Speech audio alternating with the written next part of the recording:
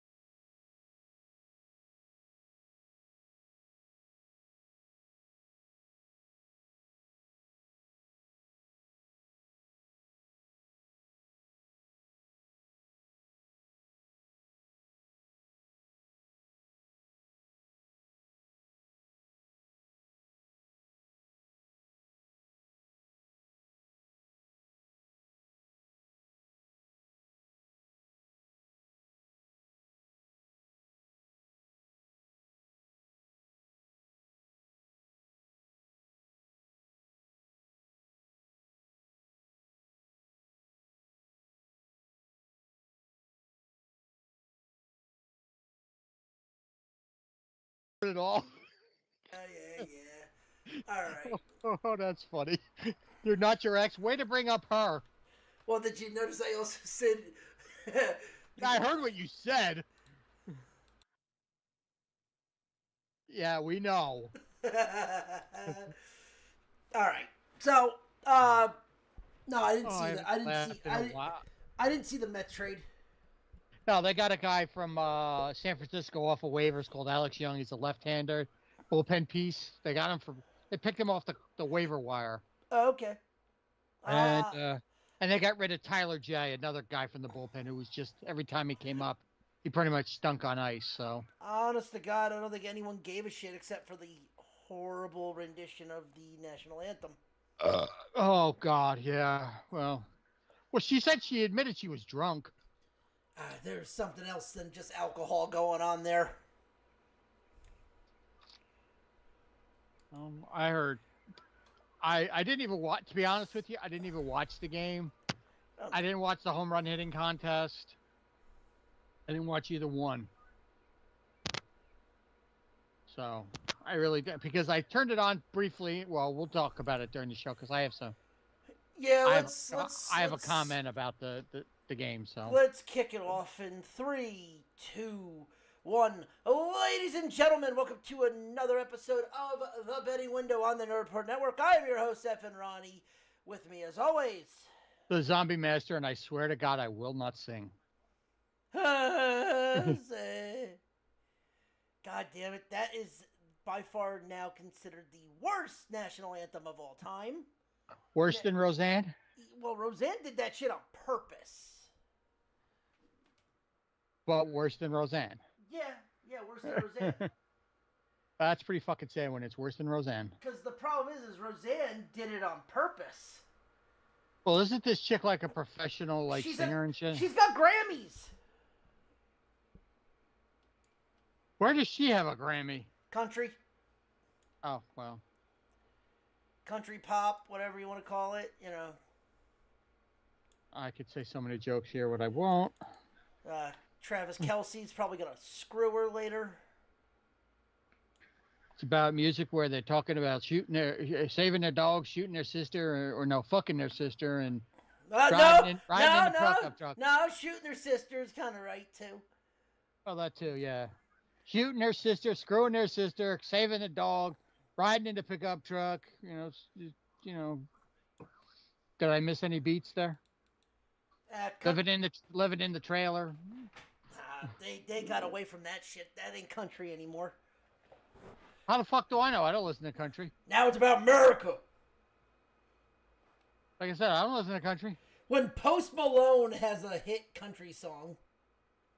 Well, when Beyonce's got a hit country song, what does that tell you? Fuck her. No, thank you. I don't want to. Like, that is not... The fact that she literally made Jolene and changed the fucking words without Dolly Parton's consent. Well, whatever. By the way, if you are new here, welcome. We are a... And if you're... We are a sports news and betting podcast show where we dive into the good, the bad, and the what the fuck was that, and the wild world of sports and sports betting. And, well, the country stuff... We're in the what the fuck part right now. Listen, the country stuff actually has a lot to do with the Home Run Derby, so we'll dive into that. We'll dive into also... We'll talk about the 2028 Olympics. We'll talk about... Another thing I ain't gonna watch. Copa America. Don't know what the fuck that is. Oh, I'll explain it, and how air ducts are very well done in Miami. Air ducts? What, you mean that shit that's in the house? Yeah. I'll tell you in 2 seconds. Actually, Christian's not going to care about that. Christian, Ryan, and Chris will be joining us as we dive also into our college football preview for the American Conference as well as the NFC South. Oh, but yes, the Copa America. So last Sunday, the Copa America, which is one of the biggest soccer tournaments in the Americans, like in the East, in the West, I guess you could call it. Like Argentina was facing Colombia. Okay, Argentina, Messi, big team name. Colombia, big team name for South America. I think Colombia. I think of Scarface. I'm sorry. Yeah, I mean that's Colombian. Well, close enough. And that's Cuban. He was Cuban in that. Colombia's the powder that he was You snorting. get the joke! I was saying Colombian was the powder that he was smoking or snorting. It's a joke. Don't be But no, so the problem with this was the fact that the game did not start for 2.5 hours prior, like when kickoff was supposed to happen. Your point? The reason was because 7,000 people did not have tickets. And why? Oh, they just thought they can show up and bum rush the, and they did, bum rush the entrance gate and force their way in. Oh, in other words, like general seating for a concert. You wouldn't know about that. You don't remember that. Oh, no, well, I mean Starling Ballroom, but that's a whole different issue. Well, no, forget it. It's a long story, but... But anyway, it got so bad that the people were like thousands of people were climbing into air ducts outside of the arena to get into the arena to watch this game. So they were dieharding it. Yes. Oh, yes, they were. By the way, I'm glad you got that. I'm glad you got that reference. Yeah, come to the Copas, have some fun. They say. We'll to the Copas, have a few drinks. We'll watch Messi fuck up his ankle. They say, because God forbid. Hey. I have no idea who that is. So Lionel Messi, one of the greatest soccer players. Again, he's this generation's Pele. I'll take your word for it, but yeah. I don't watch soccer, so... But I'm saying, that's the best way you can describe it. He's this generation's Pele. Okay, I guess. It was getting, though, so bad. How bad was it? Actually, it's fine that you could say that way. They were actually turning people away because they were at full capacity with people that had tickets. Well, the joke goes, I'll tell you how bad it was. I mean, it fits, though, because it was a complete and utter shit show. Because you had people that were being arrested, it was a complete and utter shit show. And guess what? Here's the fucked up part about it. In 2 years, the World Cup is going to be in New York. New York or Jersey? Jersey. Ugh. MetLife Stadium. Life. Yeah, all I gotta say to that is try to do that in with the state troopers. Someone might get shot. Oh no, not somebody will get shot. No, it's not will. Somebody won't get shot. No, somebody's ass will get shot. Beanbags. Mm-hmm. No, they'll get shot in the beanbags. Right in the yam bags. They'll turn into Raider Dave. Or as they said, did you ever watch King of Queens? Yes. The one episode where he was shooting a staple gun? Yeah. And he looked under the arch and said, right in the yam bag. Yeah, hit him right, or just if you're going to go right wrestling. In the tool bag. If you're going to go wrestling, just go right in the yam bags, right in fucking Taz. And hello, Christian. What's up? I know, that's a bad way to introduce you. We're talking about yam. We're talking about yam bags.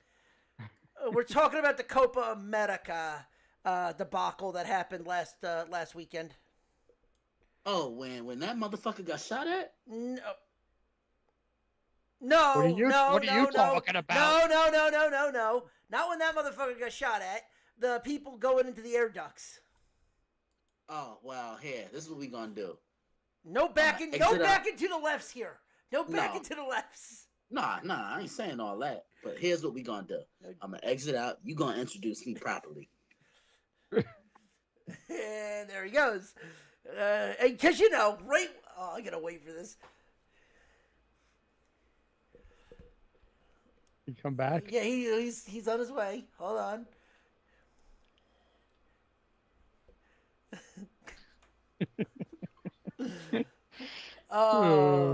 This is only on this show, folks. Hey, we gotta. And at that time, I told him, "Don't shoot me in the yam bags, Mom." Oh, hello, Christian. Hello, friends. That's what I thought. Yeah, well, we'll enjoy it because this is the comedy portion of the show. The show won't be that later, but anyway. But Christian gets the joke. But yeah, Christian. Oh God, I ain't been on 10 minutes and I'm already laughing my ass off. But no, you're welcome. You're welcome. Thank you. But no, we were talking about the whole Copa America bullshit in Miami, where the 7,000 people bombarded the. Yeah, I heard about that. That's crazy. And they were turning people away that actually had tickets. Yeah, see, if I had paid, because look, we all know going to a sporting event isn't necessarily cheap these days. So if, I spent my hard-earned money on shit like that, no, I'm getting in that damn stadium. Tickets were roughly you'd be busting some kneecaps, Christian, am I right? Be doing more than busting kneecaps. Like, probably go for a one-way ride, if you know what I mean. Tickets were going on the secondary market for that game for up to $3,000. Wow. Just to get in. Wow. And they were turning people away. I say this because in 2 years, it's going to be in Jersey. Oh, that's going to be a fucking disaster. And those tickets and that's World Cup we're talking about here.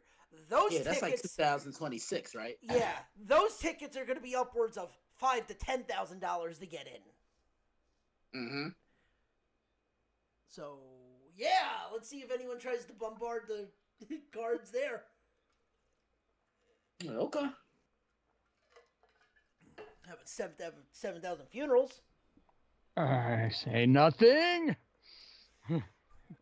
Raise a couple ears. Mm-hmm.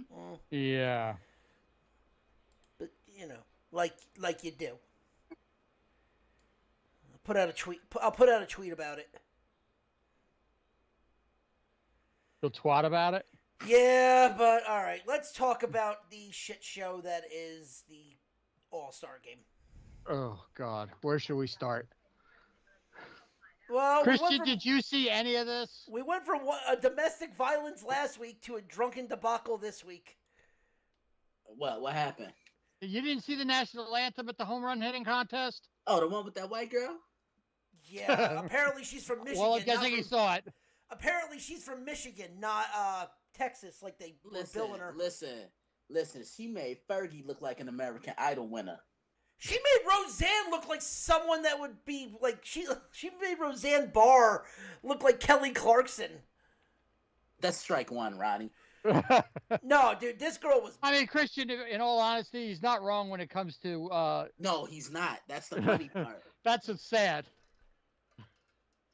So he gets a half a strike on that one. Yeah.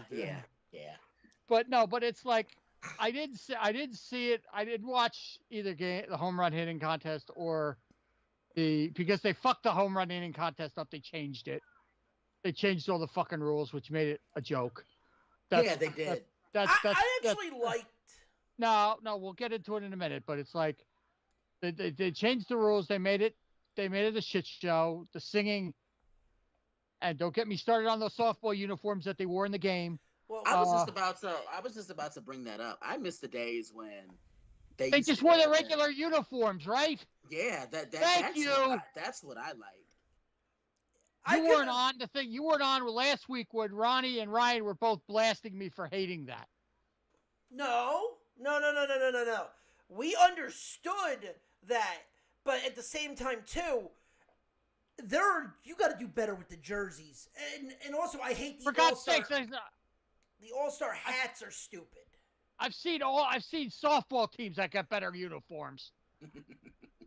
For God's sakes, when I played on a softball team, our uniforms looked better than that, and we paid about $20 for ours. What did they pay for theirs? I'm not gonna lie, the All-Star hats that they put out for those, the old the ones they were wearing in the Derby, that looked like the 1994 hats, were kind of cool. Dude, nothing about the All-Star game and home running and hitting contest was noteworthy. And I used to watch both religiously every year. This year, I tuned in for about 2 minutes after the song, apparently, because I didn't hear about that until I went on Facebook later and everybody was talking about it. And I went back and listened to oi. And then I saw the uniform. I flipped the game on real quick so I could catch the introductions. What was I going to say? There was one fucking Met there anyway. But, and then I saw those uniforms. I'm like, oh, fuck no. The best home run derby I ever saw was 2008 with Josh Hamilton. Yes. Yeah. I will say I was impressed with Teoscar Hernandez, a no-name who came out of nowhere. Yeah, I had no idea he had all that power. But you know what it is? I remember when he played in Baltimore, and he kind of really didn't do much in Baltimore. And he played in Toronto. And he played in Toronto, and then he went to Seattle, and then went to the Dodgers. So he basically jumped there. The Mets were actually looking at him going, he's not really worth it. Boy, there's a kick in the teeth. Guy came around and won the fucking home run hitting contest. But I digress. But just congratulations to him. But yeah. But no, those uniforms were. The uniforms are bad. If you want to do, honestly, the best uniforms that they ever did was when they were in Seattle the one year, where they kind of did the darker jerseys with everyone's normal hat. I think it was I'm trying to think, when was Seattle? 2001? No, back then they were still using their regular uniforms. They were just in Seattle last year. Oh God, was that was the black and white one, right? Yeah, I think those so. Those were awful. But you know what it is? It's like, I'm sorry. To me, watching the All-Star game when I was a kid, it was like it was a kick seeing a Philly slap high-fiving a Met, or a Blue Jay slap, or Red Sox and a Yankees high-fiving in the dugout. You could tell which team they played for because you're like, oh shit, a Yankee and a Red Sox, or a Met and a Philly. Boy, you didn't see that often. Now it's like, you don't know who the hell they are because they all look the fucking same. Well, I don't mind that, but then they gotta keep their normal fucking hats. Like, I don't mind the different jerseys, because you can get, like, different kind of jerseys going, that's fine. But then everyone should be keeping their regular hats. Like, don't give me this fancy new hat that you're going to just pretty much put out to try to sell. No.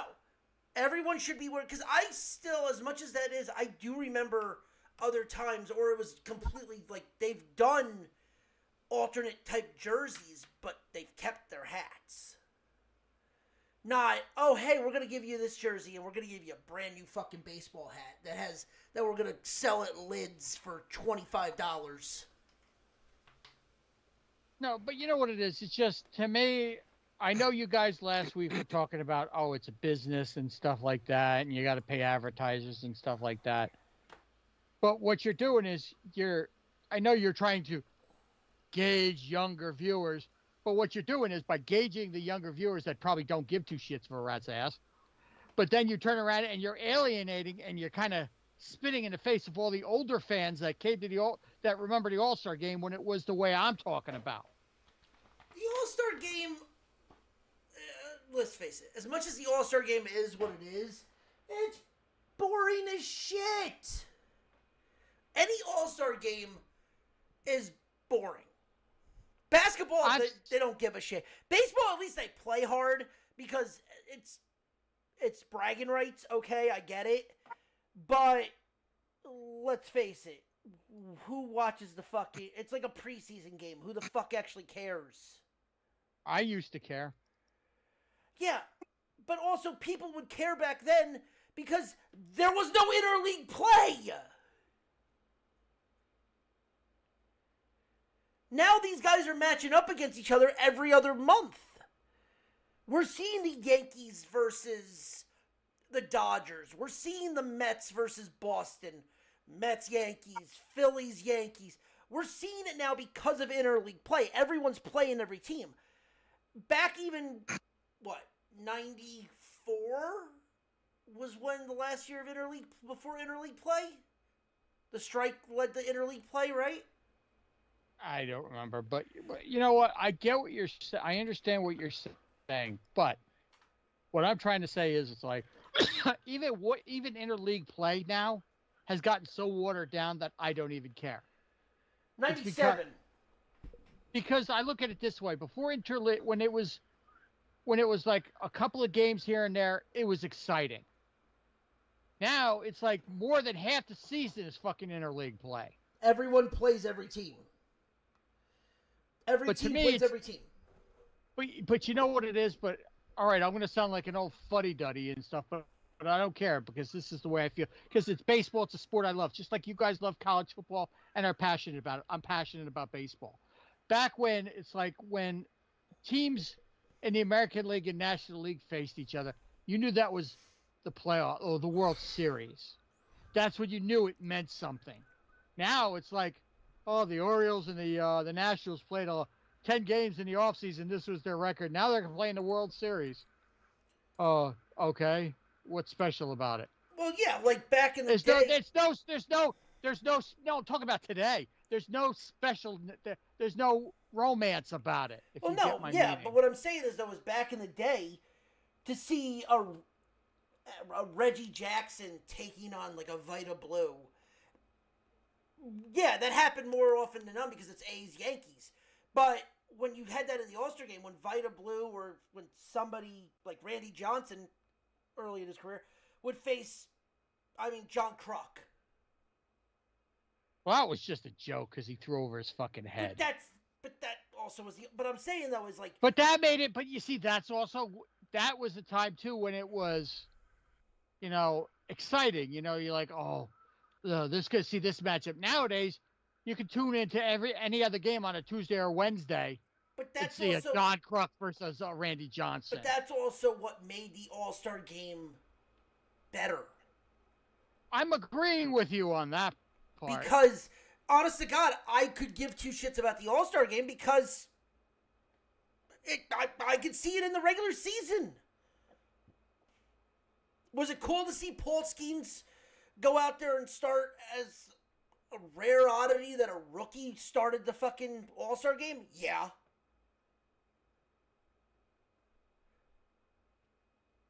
So, yeah, it's pretty much that. To me, it's just like, it's kind of lost. The All-Star game has kind of really lost its luster for me. I'm sorry. It's like, I just can't watch it anymore. I have nothing against the players. I got nothing against you want to do this, and this. I'm not going to watch it. You're going to lose You're going to push away more older, more knowledgeable fans just to try to get in those 5 to 10 young kids that have the attention span of a gnat. Well, like what was it that movie Up with the dog? He goes, oh, squirrel. That's exactly the way it is. But that's also you can't tell me I'm wrong, though. But that's also why you're getting these players that are we lost Christian.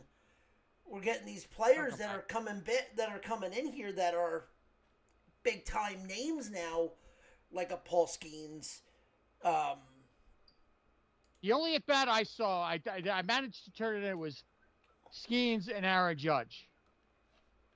That's the matchup I was kind of curious to see. I don't think anything came of it. I think he grounded One out. pitch, ground out the third. Yeah, I think he grounded out. But that was, you see, that would have been, if they had never faced each other during the regular season, that would have been a marquee, must-see, stop what you're doing, watching kind of matchup. Now, no. It's dull. It's nothing. But Yeah. What the hell? I don't know. I kicked you off. we think you got booted. I ain't even do. Motherfucker. I ain't even do anything. But the one thing that. So, Christian, what's your thoughts on the All-Star game? It's not what it was.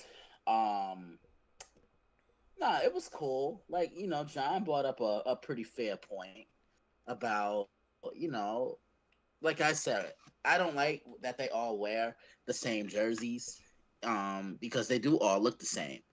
I liked it back then when guys were wearing their own uniforms.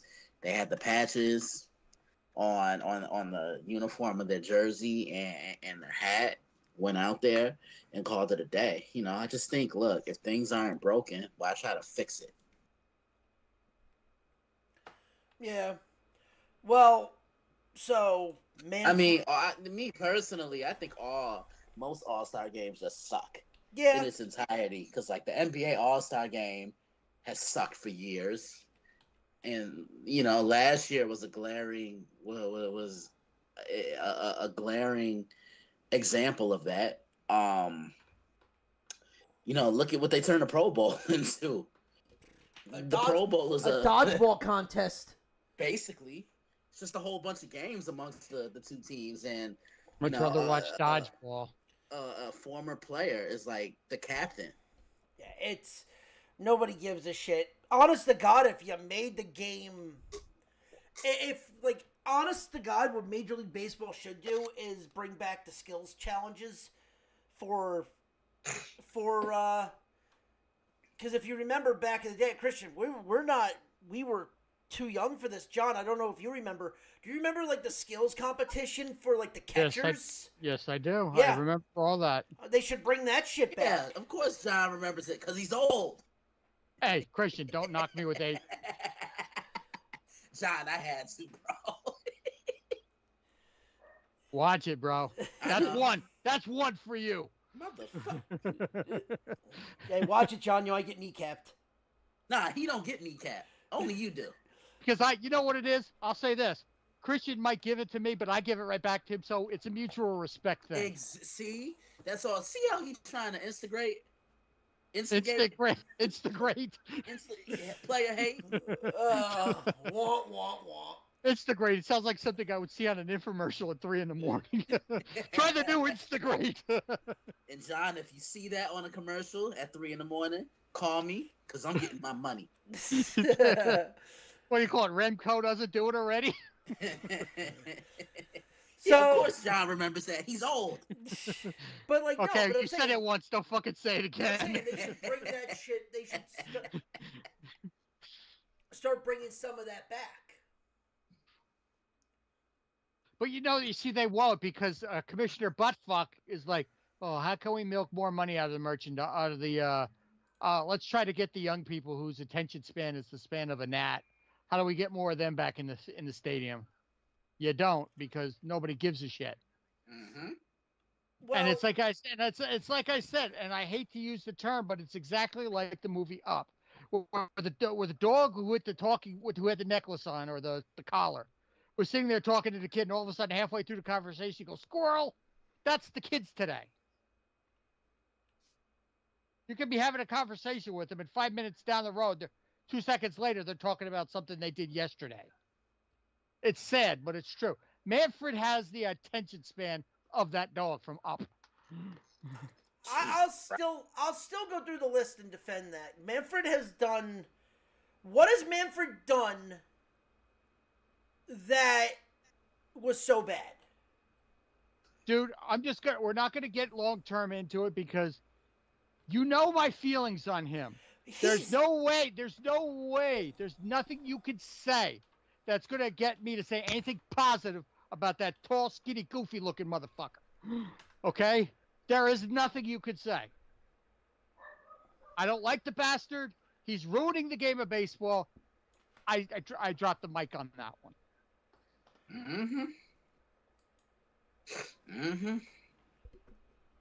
He said what he said. Yeah, well, I'm going to have to disagree. Now, the one thing I don't agree with him with... You're entitled to do that. But I'm telling you, we've gone over this. Tell me one rule besides... Like, okay, he wants the pitch clock. There's no effect that there's been no Tommy... How many Tommy John surgeries have we had this year because of the pitch clock? Well, let's see. The Mets have lost 2 this year to it. And that's just the Mets. And I think Baltimore lost a couple guys to it as well. The Braves lost Strider to it. Had nothing to do with the fucking pitch clock. Strider blew his arm out. That had nothing to do with the pitch clock. But the thing you said was how many people have had Tommy John this year? Because of the pitch clock. But you don't know if it was or wasn't. You don't know that for a fact. Yeah, well, that also could be wear and tear. How about the fact that we have gotten rid of the grippy shit for pitchers and they have to gear back and throw 120 miles an hour? There are certain things that, yes, have adjusted to the game. The stealing, fine. I don't mind, like, the pitch, the throwback, fine. I get it. You're trying not to make the games fucking 4.5 hours. I understand that. But other than, like, we've gone through the rules since 2000. Everything that he's done besides COVID, or what was it? It was up to when he started. I forget what it was. It was safety and regulation. This is the only thing that he did, and the only thing I've ever disagreed with this, in the game itself, is the Ghost Man on second. I don't like that. The only positive thing that's come out of baseball this entire year, rule-wise, was when Angel Hernandez fucking retired. Couldn't agree with you anymore. That's the only thing this year that I could say that I know he probably had a little hand in pushing for, because Lord knows he was probably getting enough negative feedback when it came to that blind motherfucker. Yeah. So he had to do something. So they probably pushed him into retirement, and I would have gladly kicked his ass out the door if I could. But to me, baseball was a pure sport that didn't need changing. It was a pure, you take a ball, you throw it, you hit it. You try to hit, or you try to hit it. You field it, or you try to field it. Catch it, you try. But you can't step out of the batter's box for more than this. You get only 1 timeout per game. You got to throw a pitch within this amount of seconds. Oh God, there's a little something sticky in your arm. Get out of here for 10 games. It's like, and then the ghost guy on second. I was never crazy about that rule to begin with anyway. I agree with that's the ghost man on second. When you start the extra innings with a guy on second base. Yeah, that I never liked that. I don't like that either. No.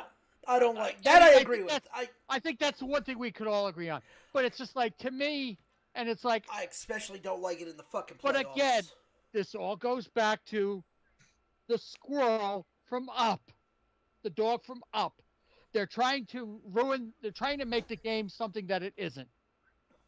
Because Rob Manfred is about one thing and one thing only. He's not about the good of the game. How much money can be put in his pocket? Mm-hmm. And he's bowing down to advertisers. He's bowing down to companies and corporations to make more money for himself. That's the bottom line.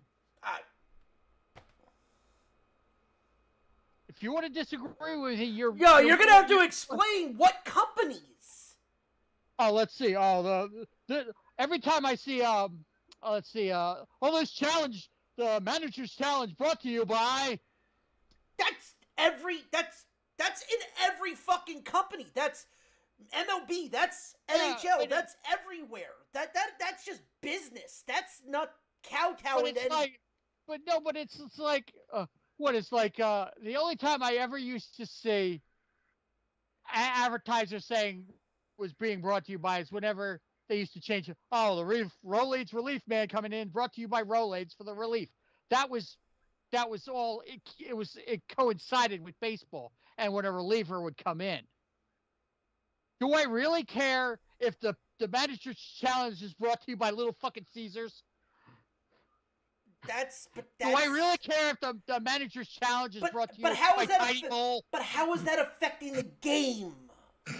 Because it's like everything is being advertised about. That's not affecting the game, though. That's something you don't like. That's understandable, but it's not affecting the game.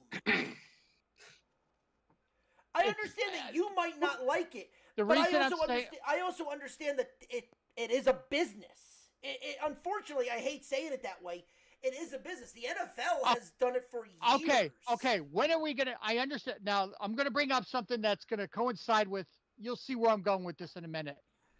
When COVID was gone and the teams needed to make more money, they put the banners in the things to cover the seats. I get that. That was so they could make money during the pandemic. I understand that. Once they left, they were gone. I'm waiting for Major League Baseball or Manfred to start insisting on Major League clubs make their center field wall look like fucking Major League 2.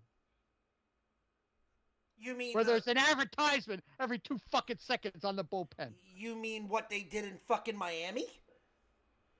And then got rid of it? Yeah, but I'm waiting for them to bring that back, because why not? It's good for baseball. It's business.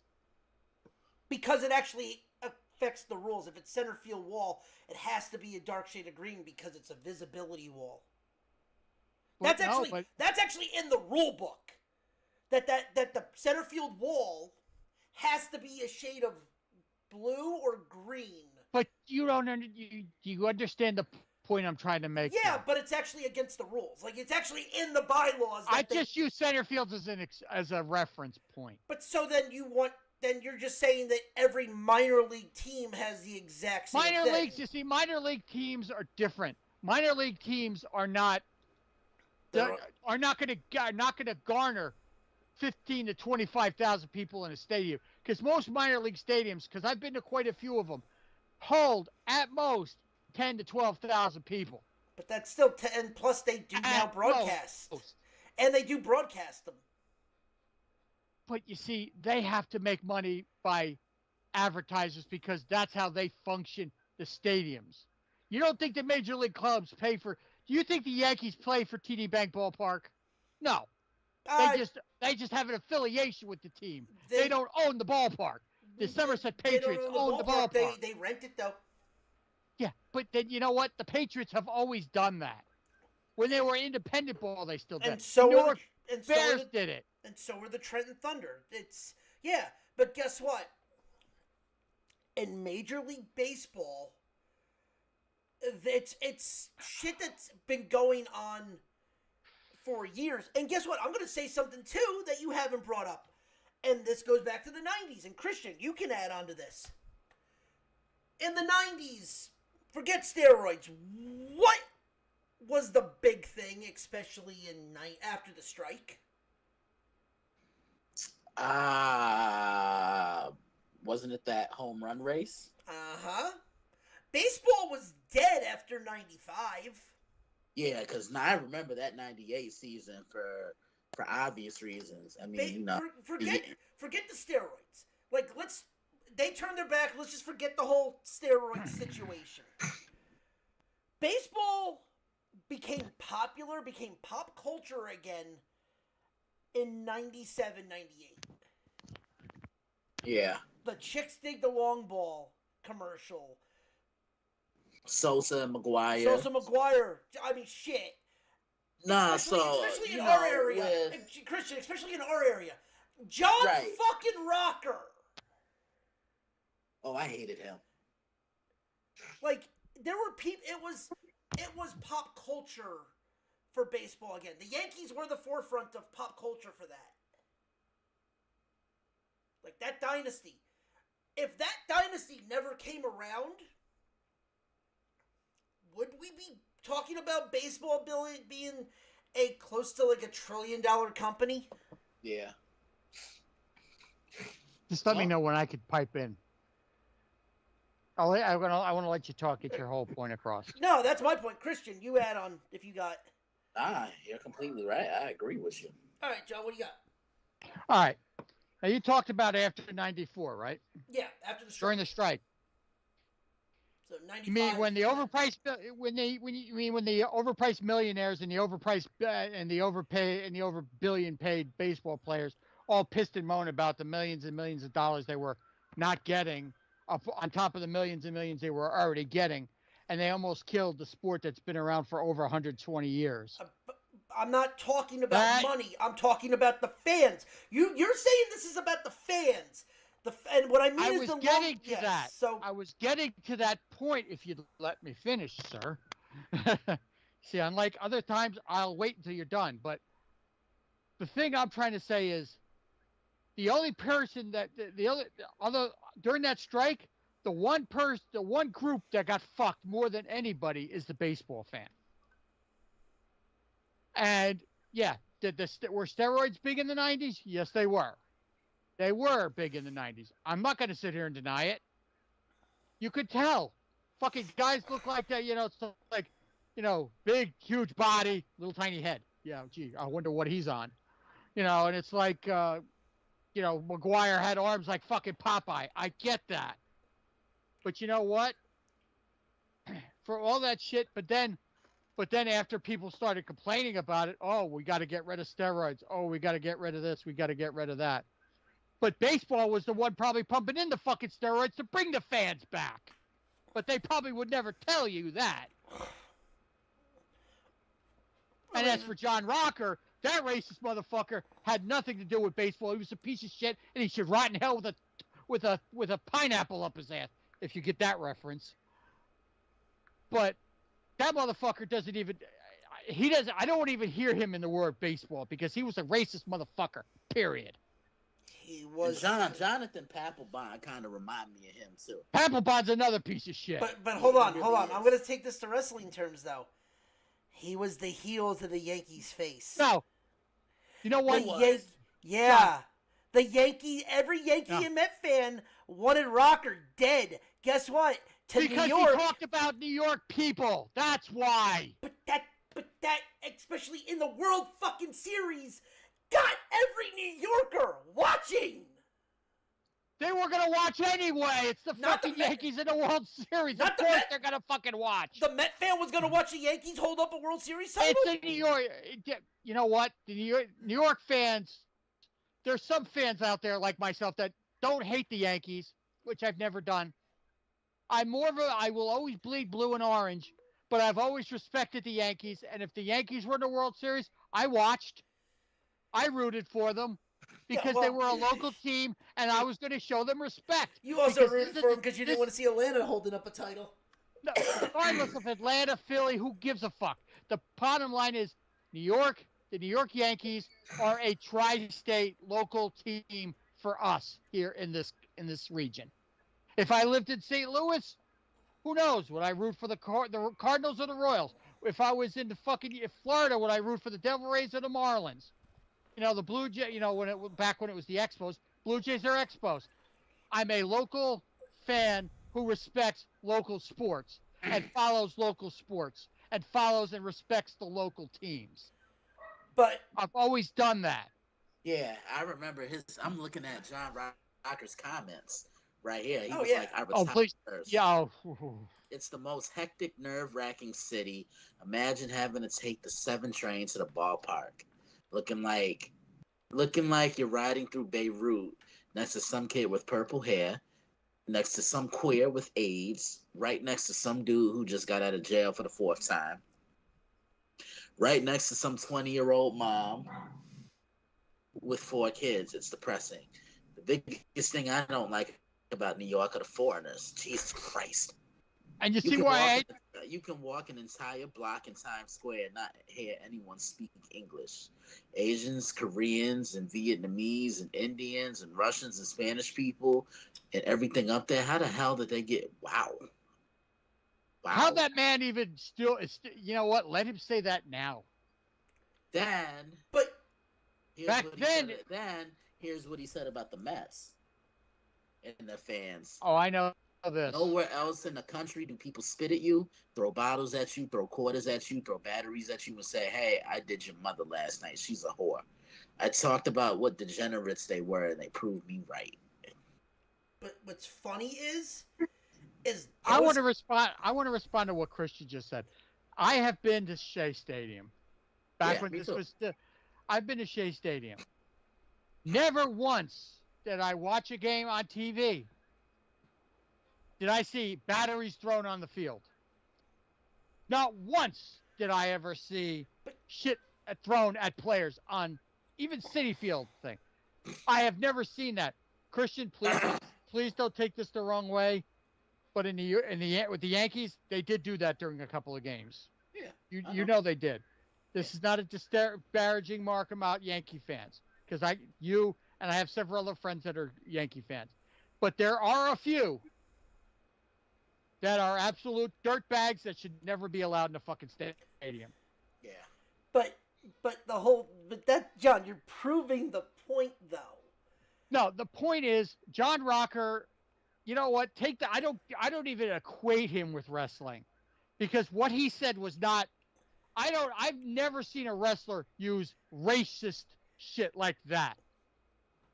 Yeah, and then I've never seen him. Yeah, that was when he privately when he was being recorded. Then I guess Rocker said more. He called one of his former teammates a fat monkey. Yeah. Randall Simon. Yep. Although Rocker later apologized after speaking with Braves legend and Hall of Famer Hank Aaron and former Atlanta Mayor and Congressman Andrew Young, he continued to rate controversial remarks. For his comments, Commissioner Bud Selig suspended Rocker without pay for the remainder of spring training in the first 28 games of the 2000 season, which on appeal was reduced to 14 games without a spring training suspension. In 2002, while with the Rangers, Rocker again made national headlines for his views after directing slurs toward patrons of a Dallas restaurant at which he was dining, located in the predominantly gay neighborhood of Oak Lawn. Read the next one. In June 2006, Rocker defended former teammate Ozzie Guillen, at the time the manager of the Chicago White Sox, for referring to Chicago Sun-Times sports columnist, and I remember this, Jay Mariotti, as a fag. Guillen, a native of Venezuela, claimed it was not a derogatory term, and that in Venezuela the term only questions another man's courage rather than his sexual orientation. Then Rocker goes on to say, "This is a free country. If he wants to use a lewd term, he should be able to use a lewd term." Rocker told the Chicago Tribune, "Can't use a lewd term in America if you want," referring to sensitivity training.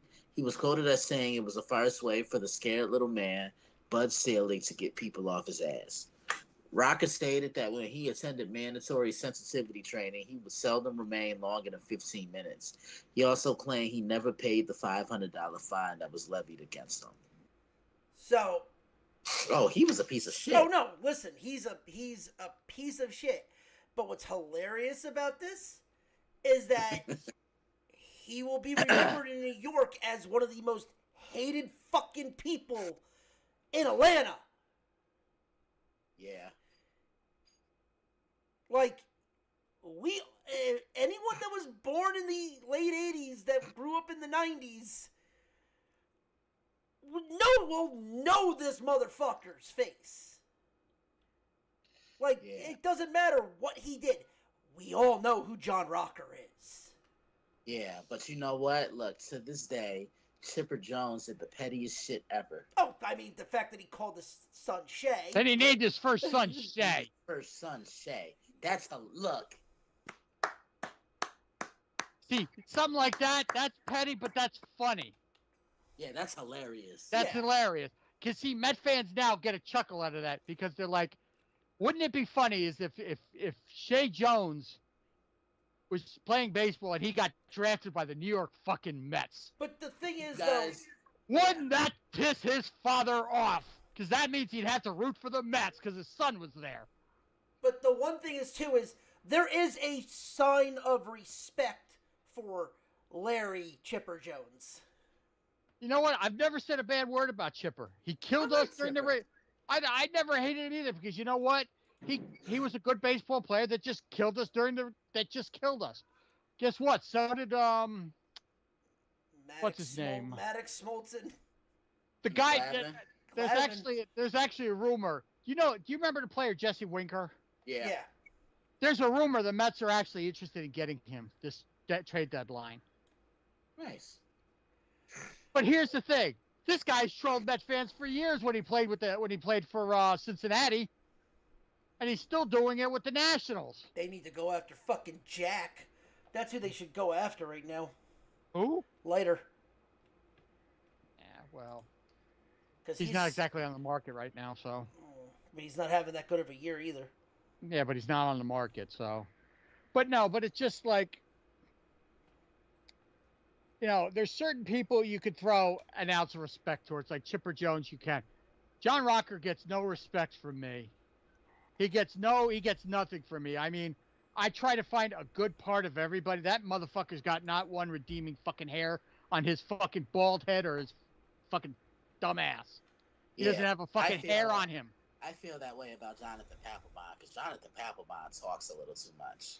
Papelbon's another one. Papelbon, I remember the fight he got into it with fucking Bryce Harper. Look, Bryce Harper looks crazy. Bryce Harper's a nut too, but guess what? Bryce Harper's always been high-strung. This is not new news. This is not new news. So when he acts up when he gets called out of the third strike and him going all pissy and moaning, that's nothing new. Yeah. That's not a shock. Papelbon was before he came. I think it's when he won the title with the Red Sox when he started to turn a little nuts. Because he won that one in 2007. Right. And then he became a little nutso cuckoo. Yeah, because you saw what he said about the Yankees on Twitter a couple weeks ago, right? No, I missed that. He was like, God, the Yankees are one injury away from all of this falling apart. Well, he's not. I mean, it may not have been the greatest thing to say, but he's not wrong. You have to agree. I mean, they've had injuries hit them bad. I was going to say, spot me the lie. Exactly. You know what? I mean, out of it coming out of Papelbon's mouth, I get it. But he's not entirely. Take the person out of the comment, he's right. Put the person in the comment, he's an asshole. Exactly. Thank you. That's the point I was trying to make. That's the point I was trying to get across. But as for Rocker, he's lucky he stays out of the public eye now. Because if he had pulled that shit nowadays, with the cancer culture the way it is, he'd have people outside his house fucking picketing. You know he's a Trumper. We're not discussing that. You know he's a Trumper, right? John Rocker? Oh, you have to think he's a full-blown Trumper. Who, John Rocker? Yeah. Oh, absolutely. He looked like one. He looks like one. Oh, there's so many things I could say, but I will keep them to I myself. won't say it. You say it. I'll say it for you. Yeah, look. Good fucking riddance. Article from the LA Times in 2016. Former MLB pitcher John Rocker supports Donald Trump for president. Yeah, okay. Does anyone sound? Would anyone be shocked by this? Look, if it looked like a duck, sound like a duck, and talk like a duck, guess what it is? A chicken. It's a duck. Oh God, there's so many things I could say right now, but I'm going to still keep my tongue. Yeah. No, I'm going to seriously keep my tongue. Yeah, he looks like a Trump sexual. Motherfucker. He looks like. I'm gonna keep my mouth shut on that one because I would insult a quarterback for the NFL. That would be a Jet. Who, Aaron Rodgers? He looks like a homosexual Aaron Rodgers. Ooh. Who, John Rocker? Yes. I haven't looked. Yeah, I'm gonna hang up on that. And I'm right there. I'm right there with you. You might be doing the show by yourself now. Yeah, look, there's an article right here. Shocker. John Rocker supports Donald Trump. You know he's got a blue check mark. Oh God, this. Oh God, Thoughts leave my head. Thoughts leave my head, please. Jonathan Papelbon looked like a Trump sexual. Yeah. You know what? I could find that out too, and then I got to clear my history. Oh And, God. hey, the fact that and now Craig Carton is gonna do a fucking Oh, don't even say it, please. I will hang up so quick. Chris, did you hear about this? No, what? Craig Please, Carton is doing a game with Susan with Susan for the Yankees. No, I didn't hear that. So the joke is they hate, like, she does not like Craig Carton. I don't know why she agreed to this, because for context, John, you can take your headphones off real quick. He fucking hung up on me, you piece of shit. Mention that name again, I'm gone for the night. That woman does not deserve to be in professional baseball. She doesn't. The only thing she knows about professional baseball is it got 2 balls and a stick. That's all she knows. That's all she's good for. Craig Carton started doing impressions of her when the whole joke of Roger Clemens in Steinbrenner's box. Well, yeah. So I don't know. Sorry, I'm gonna do. I'm in her box. Hold on. Then I'm logging off. No, I'm logging off. I can't hear that. Mute. Take your headphones off. My goodness gracious! Yeah, Papelbon supported him too. God damn it! Look, it's Sterling. Look, it's Roger Clemens in Steinbrenner's box. Nah, don't do this with me. You know exactly the scene I'm talking about too. Don't do this with me. All right, let's get. Are you done with that? Yes, I'm done with that. Thank you. All right, let's get to some football. Holy shit! Oh, the other thing that I wanted to bring up, and not really that big of a fucking deal. Manfred wants the MLB players to play in the Olympics in 2028. Who don't, because the last time you did that, it's called the World Baseball Classic. Yeah, I'm just gonna say one thing: Edwin fucking Diaz. So the question would be then, it's the Summer Olympics. When are you taking a fucking break? Hold on. I have a better question. If he's going to have major league players play in the Olympics, are you going to shorten the season? I'm going to say right now, I'm going to say one thing about that. If he does that, he's going to kill. That's going to be the final nail in the coffin for this game. But that's an actual question, though, because they used to do that. The only time I've ever seen the only time I've ever read where baseball players were replaced and seasons were shortened was during the fucking war. During World War II, when a lot of players went to fight for our country. That's when the baseball season was shortened and teams let players go to fight the war. Yeah. Because that was for a real thing.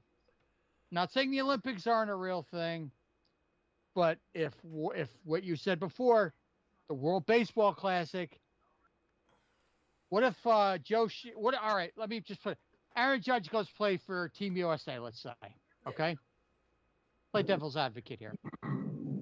He plays in a game, mid-season, let's say they're going to take 2 weeks off to play the Olympics or whatever time it's going to be. He gets injured during the game. He's out for the season. Who gets fucked? Oh, Yankee no. fan. And what's worse about that? Well, what's worse about that question is it's in the middle of the season. Exactly my point. So here's my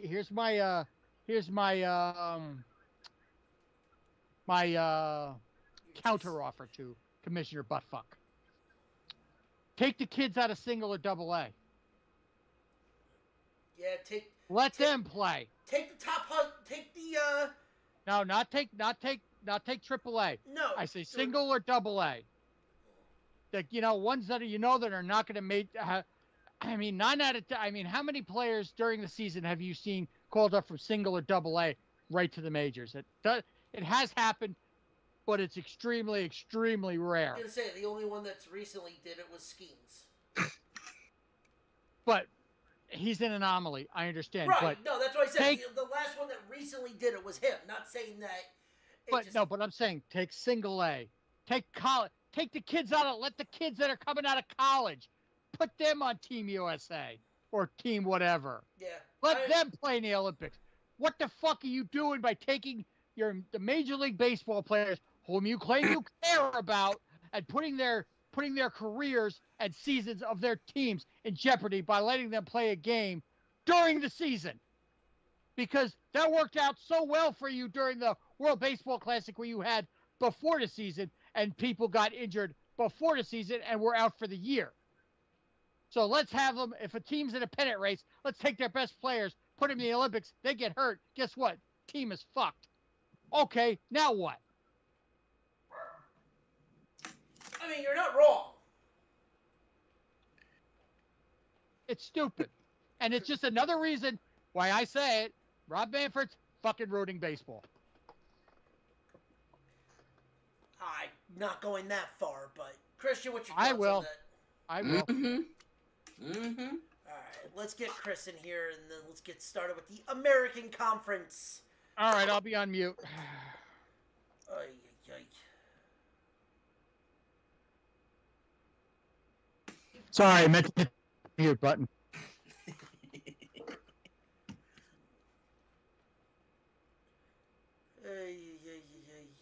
All right, so we're diving into the American Conference. Christian, did you do a thing for this or no? What, for the AAC? Yep. Yeah, I did. Okay. Go check out Christian's blog at Daily Blitz. So go read his stuff. Did you do just the top two that you had winning, or did you do something on the whole conference? I just had the top two. Okay. What'd you do? Memphis and... Let me look while I'm here. Yeah, get this Trump shit off my fucking screen. Gotta wipe your history. Motherfucker. I say is I would. You're gonna start getting calls from people going, "So you like Trump, huh?" All I say, look. I don't give a fuck what I'm about to say. Yo. Hey. What? All right. No, Chris just jumped on. Yeah. I'll tell you when we go through it. Okay. Chris, while we're talking, while I'm going into this, bring up your American Conference schedule, so you don't have to worry about it. Wait, what am I doing? No, Chris, not Christian. Oh, okay. You're good. Chris likes to bring up the schedule for the teams early. So. Oh yeah, I like to bring up the whole schedule. Yeah, you know. So go. I was gonna say, do that now while I'm setting up the so you don't have to do it later. Yeah. All right. So the American Conference last year, I believe UTSA won it, and they're coming back pretty much fully loaded. They didn't. New coaches coming in this year. New offensive coach for Army, offensive coach for East Carolina. Memphis has a new offensive and defensive coach. Navy's got a brand new offensive coach. And Tulane has brand new coaching staff, period. Because Tulane fucking sucked last year.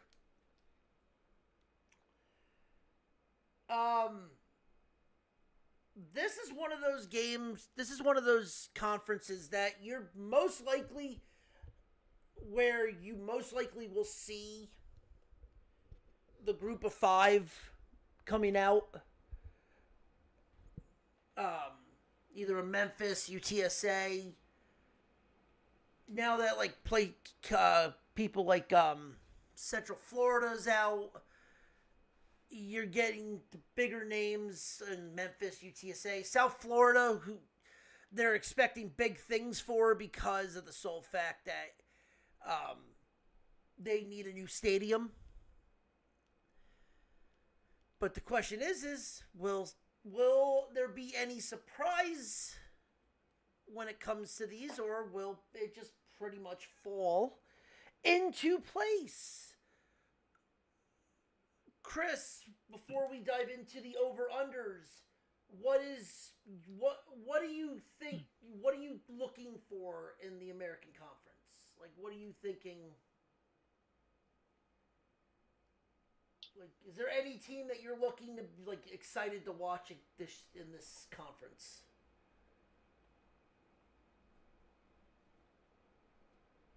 What the? Whoa! It's a lot of text.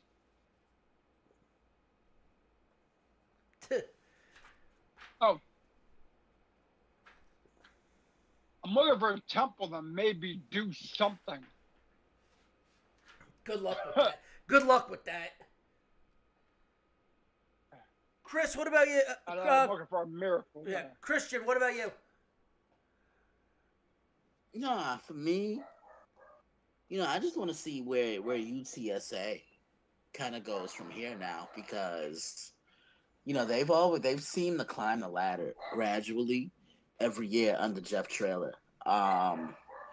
They get good play at quarterback. They play balanced offense. They stay within their lane, and defensively, they do their part as well.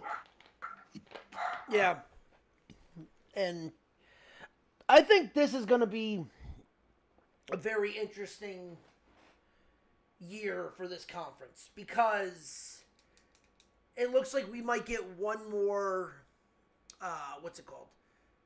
one more shift and balance, conference realignment, and it just feels like it's going to be more bullshit, because in 2 years we go into 14 to 16 teams roughly? So, who knows? But alright, let's dive into our first team, the Army Black Knights, who I believe they were independent considered last year. They weren't in the American. So their non-conference games are Lehigh, Florida Atlantic. Florida FAU's on there. Sorry. Air Force and Navy's actually and Notre Dame. Sorry, they got Lehigh, Notre Dame, and Air Force as theirs. They're 20-1 to win the conference, and their over under is 5.5.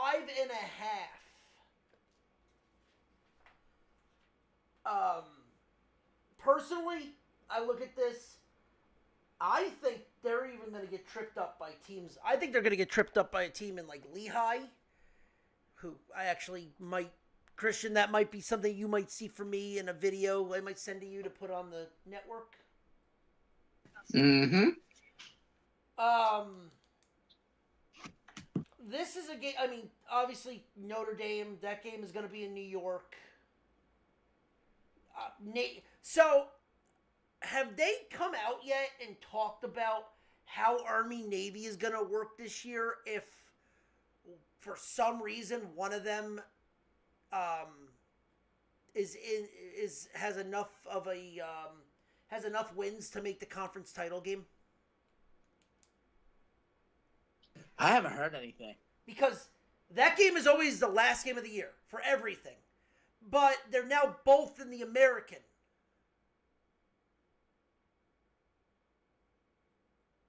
So are they just going to go by winning percentage if Army has more wins? Yeah. I mean, let's face it ain't going to mean shit. They're only going to get 5 wins. So they're going to go under, but it's just something that no one's talking about. Mm-hmm. But we'll get Ryan's stuff when he comes in. It's in about 20 minutes. John, what do you got? Army. What's the number? 5.5. Over. Okay. Christian? I'll take the over. Chris? What? Army.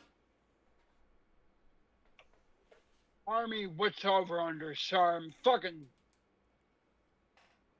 Hold on. I can't find the goddamn fucking AAC fucking schedule. Pisses me off. I just typed it to you. 5.5. I'm gonna go ESPN. Hopefully it fucking works. Last time it didn't do shit. Gotta love that. Yeah, come back to me. God damn All it. right, we'll go into the next one. We'll go to Charlotte. Oh, their over-under's 3.5. Their odds to win this conference are who gives a fuck. They bring back it's pretty much a brand new team. 4 on offense, 2 on defense. Their non-titled, non-conference games are James Madison, North Carolina, Gardner-Webb, and Indiana. Whoo, boy. They're over under 3.5. God, they might win 2 games. Under. John? Under. Christian? You know what's coming. Kneecaps. Ain't no nah. Yeah, Your ain't kneecaps nobody are safe care. for now. Yeah. Ain't nobody care. Yeah, they're gonna get fucking. They're gonna get Annihilated. fucking destroyed. Yeah, I mean, James Madison at North Carolina, Gardner-Webb, that's a win. At Indiana, at Rice, ECU, at Navy, at Memphis, Tulane, South Florida, at Florida Atlantic, and UAB. They have probably one of the hardest road schedules. Yeah.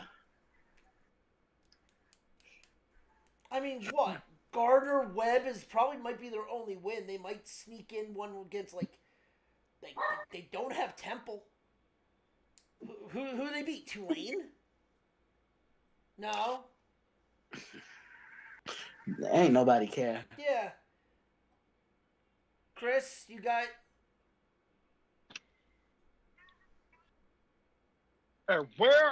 Who is this? So we did Army first. They're 5.5. We're at Charlotte right now. Yeah, I can't even. Gotta hit my Xbox. Bing blows ass, and so does Edge. Jesus fucking Christ. Alright. No, I haven't. I go to ESPN, it crashes on me. Oh, okay. Yeah, I'm pissed off right now. All right. Yeah. I'll type in where we're at. We're doing Charlotte.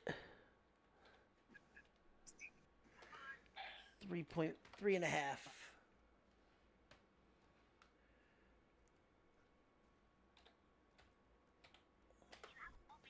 I don't give a fuck about their dumbass ads. God damn it.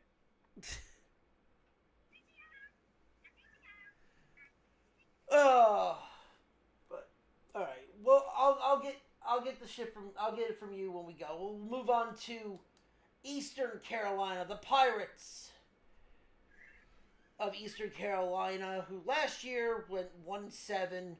They bring back pretty much their entire backfield and defense, and their entire freaking line on offense, which is actually kind of nice for them.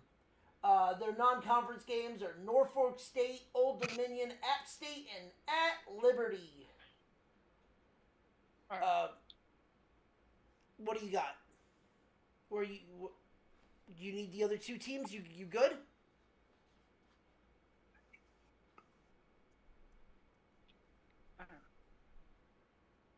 God damn it. All right.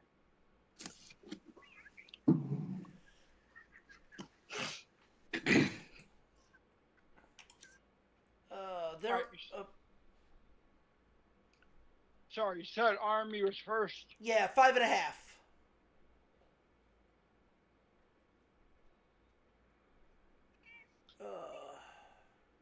All right, hold on.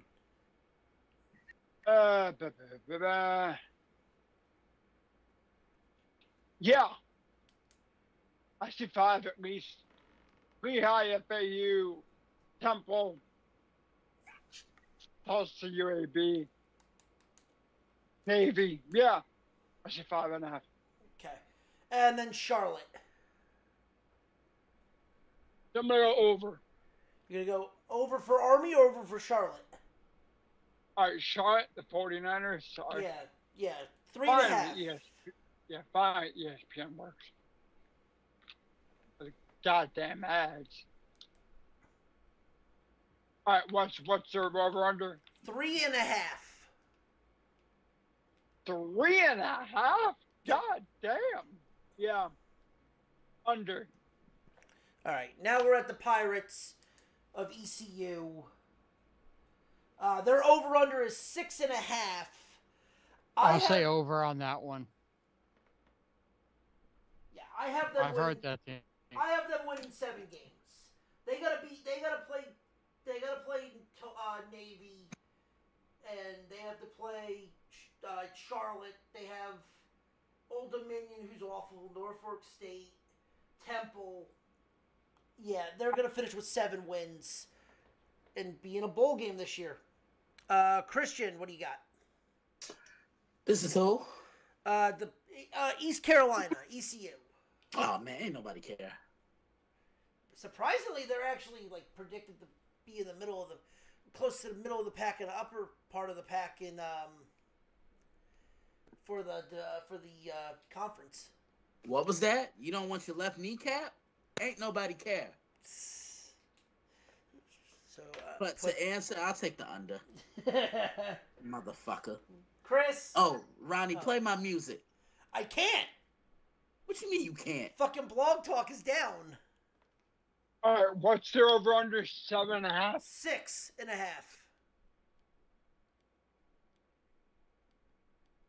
Waiting to see.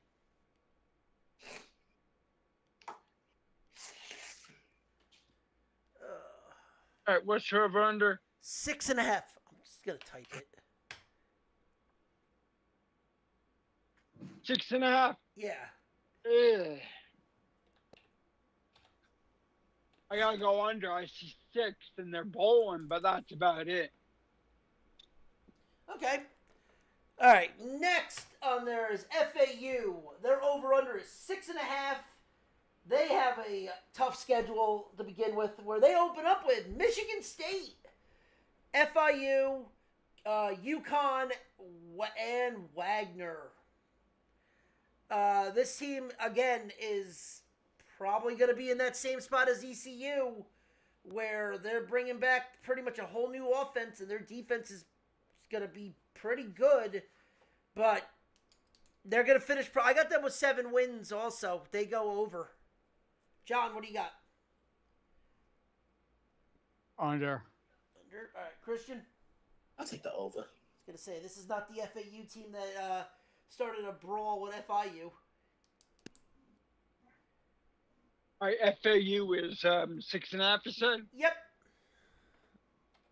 Yeah. I'm going under. Going Under. All right, next on this, the favorites for the American, Memphis at 2.5. Their over/under is 9.5.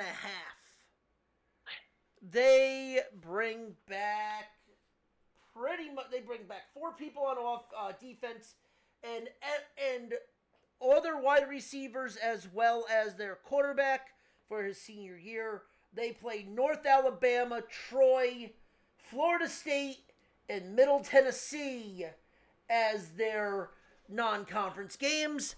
Yeah, this team it's Memphis. Let's face it. This team is going to be ready.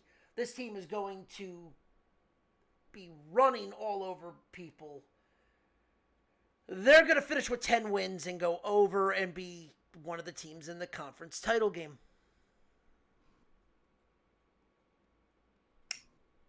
Yeah, I have them in my conference title game.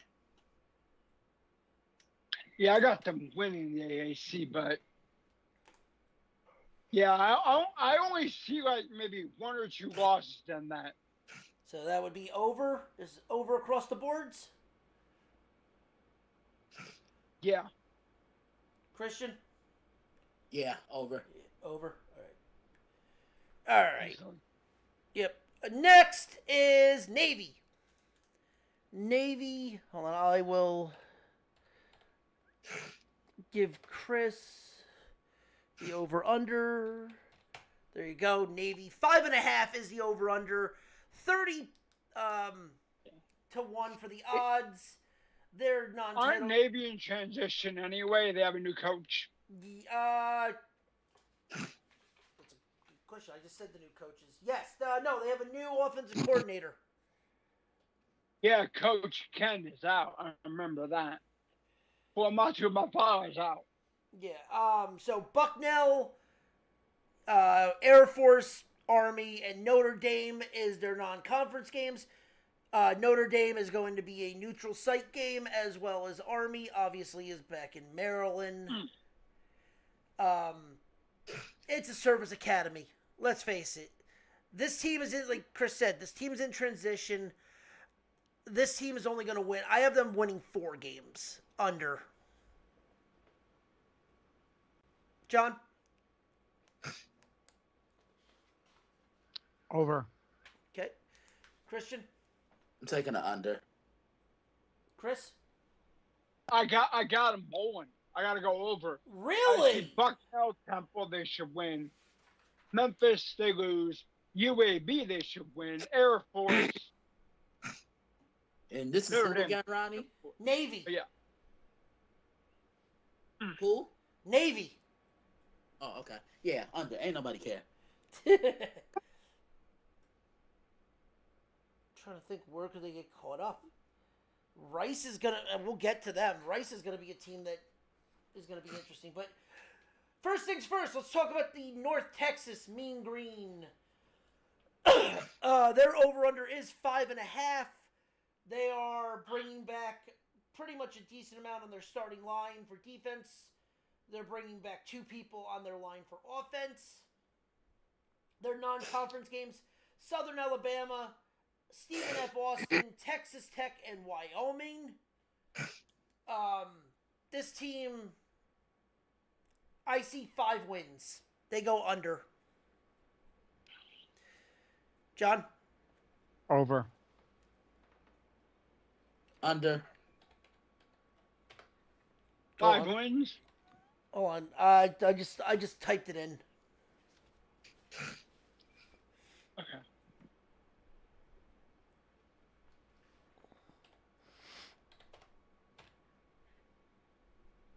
Yeah. North I Texas. am going over at 6. You got 6? All right. Next is the Rice Owls. Pretty much bringing back their entire defense this year, and their interior line is coming back. Their non-conference games are Sam Houston, Southern Texas, at Houston, and where are you? Where's the last one? No. They only have 3 non-conference games this year. Oh no, in Connecticut. There it is. Their over/under is 7. They're gonna finish with exactly 7. I got them pushed. I'll say over. Christian? This is who? Rice. The Rice Owls. Oh, ain't nobody care. That would be a push because they actually finished without a half. Motherfucker, I said ain't nobody care. Chris? Wait, Bryce, what's your over under? 7. I typed it in the chat for you. 7? Yep. 1, 2, 3. Yeah, I got him pushing. I can see that. Take Yeah. a bowl. Next, the South Florida Bulls. I was just talking about them. Getting a new college, getting a new stadium on the campus. They kind of need to prove themselves this year. With teams like Beth Cookman, Alabama, Southern Miss, and Miami as their non-conference games, their over/under is 7.5. They go bowling, but they only get 7 wins. Under. Under. John? Under. Chris? South Florida? Yep. Let me see. Ah! Well, I pulled the schedule. Bethune-Cookman, yeah, it's a win. Alabama, massive loss. Southern Miss win. Miami, you don't know because South Florida, Miami is always weird. So 1-1, 2-1. I'm gonna give the Miami loss, so it's 2-2. Tulane loss, Memphis loss, so that's 2-4. Maybe win. 4-4, 5-4, 6 and was it 7.5? You said, yeah, Yep. they're going under. They hit 7, maybe. So what's funny about the Bulls, and especially that week 2 game, Christian, you remember what happened last year with Alabama, right? Yeah, they lost to Texas in week 2. Yeah, do you remember what happened the next week after? Yeah, they look like crap Against South Florida. Yeah. Yeah, Alabama lost week 2 to Texas. We know. And they they almost lost to South Florida. South Florida came in there, and the only reason Bama won was because Milroe took over the game. Oh God. Well, this one's gonna be easy. I'm gonna go with the under. Oh yeah, the next team is Temple. Their over/under is 2.5, with teams like Oklahoma, Coastal Carolina, Utah State, and UConn as their non-conference games. Oh my God, this team is gonna suck. Especially with the fact that there's a 44.5-point spread already up on Caesars for Oklahoma. Might have to take Oklahoma to cover. They only get 2 wins. If they're lucky, they get 2 wins under. 2 wins. The over/under is 2.5, right? Yep. Yeah.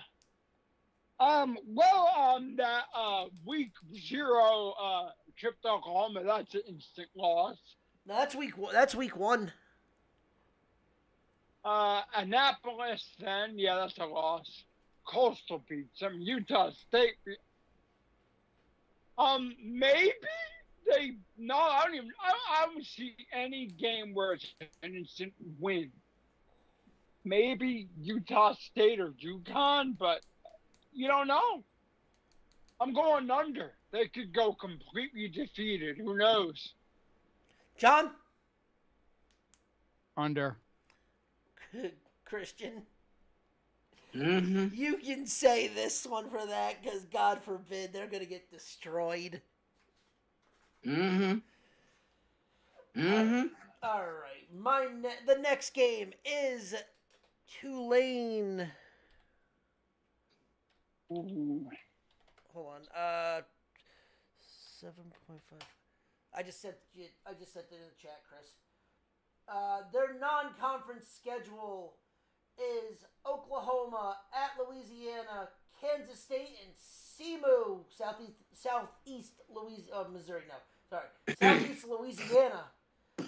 They bring back pretty much their offensive line and defensive line, and their over/under is 7.5. They are 4-1 to win the conference. They will hit their over, but they will not make the conference playoff. They get 8 wins.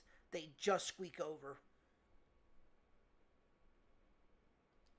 Yeah, I see them hitting the over. I think they play in the AAC title game. Okay. Against Memphis. All right. Christian? This is who? Tulane. They're going to be tough. They really are. I'm going to take the over, but I think they fall short in making a conference title game. John? Over. All right. Next is Tulsa, the Golden Hurricanes. R. Kelly's favorite team. You fucking asshole. That's 2. Muting my fucking mic. Mute it. They bring back pretty much 5 people on offense, 3 on defense. Their non-conference title games, their non-conference games are Northwestern State, Arkansas State, Oklahoma State, and Louisiana Tech. Their over-under is 4.5. I only have 4 wins on this because they got Temple, UAB, and people like that. I got 4. They go under. Under. Christian? Damn, 4.5. Mm-hmm. I could see him win 5 at least. I'll go over. Okay. Final 2 teams. Next is the UAB Dilfers. What? I ain't said nothing. Yeah, well, I stand by what I just said, the UAB Dilfers, because Trent Dilfer's back for another season at UAB. Ain't nobody care. He was a high school coach. He barely was a high school coach. Trent Dilfer has a Super Bowl. I know, that's fucking terrifying. No, is it because he has a Super Bowl, or that defense got him a Super Bowl? Look, he has the Super Bowl. Name the quarterback on the Jets that's won one more recently than he has. I mean, Joe Namath. I said more recently. That's the only one that's won a Super Bowl. What about after Joe? Yeah, there's none. My point exactly. Yeah, that's like saying Tiki Barber should have a ring too, but he doesn't. Man, fuck Tiki Barber. UAB. Yeah. Guess what? Shannon Sharp was also on that team because he was ring hunting. I mean, well, he already had 2 before that because he won 2 with Denver. Yeah, but he wanted to win another one, so he went on he went to the Ravens. Oh, wow. But, all right, UAB, their non-conference games, Alcorn State, Louisiana Monroe, at Arkansas, and, and UConn. Jesus Christ.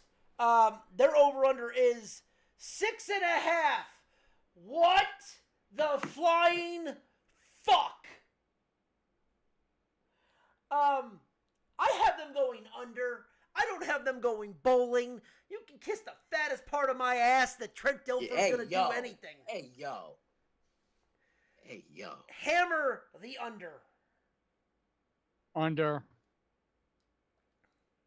Yeah, I'm going under with UAB.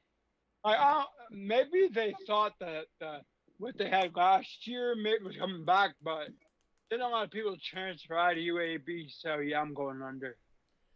People transfer to UAB because they couldn't be on Alabama. No, I mean it transferred out of UAB. Yeah, I know, but I'm saying the people that transferred into UAB couldn't play on Alabama or Auburn. So they're saying they play for a team in Alabama, but yeah, it's in Birmingham. Christian, who you taking? What are you taking? This is UAB? Yep. Ain't nobody care. Yeah, pretty much. 6.5 though. Are you fucking kidding? Ain't nobody care. Under. Yeah, they're not gonna finish with 7 wins. Mm-hmm. And now, the final team. I think me and Christian both have this as our conference title team. The UTSA Roadrunners. Yep. Their over-under is 8. They're 4-1 to win the conference. What?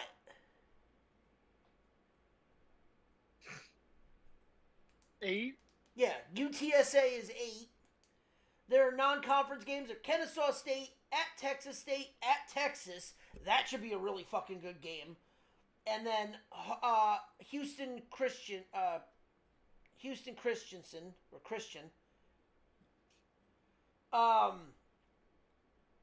This team wins 9 games and they hit the over. They win 9. They go in against Memphis. John, what are you taking? What's the number again? 8.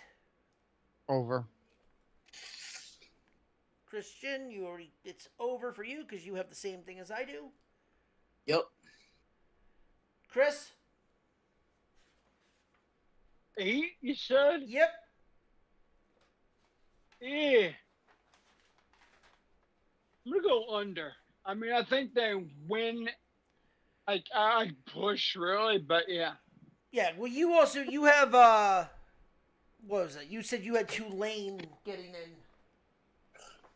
Yeah. I mean, I would have you just say pushing, but they don't even play Tulane. The Memphis game is gonna fuck them out of it, though. You Yeah. got Kennesaw State, that's a win. Texas State could be a win, but Texas State's supposed to be good. Texas is an instant loss. Houston Christian win. East Carolina win. Rice win. FAU win. At Tulsa, you never know. After some going loss. North Texas could beat them. Temple, ha ha ha. And then at Army. That's a weird game with Army. But I think Memphis is going to fuck them out of that AAC game. So I got Memphis and Tulane. Okay. I'm sticking with you. Me and Christian both have UTSA versus Memphis, which that should be a really good fucking game. And I have Memphis winning and getting and being the top group of 5 and getting in.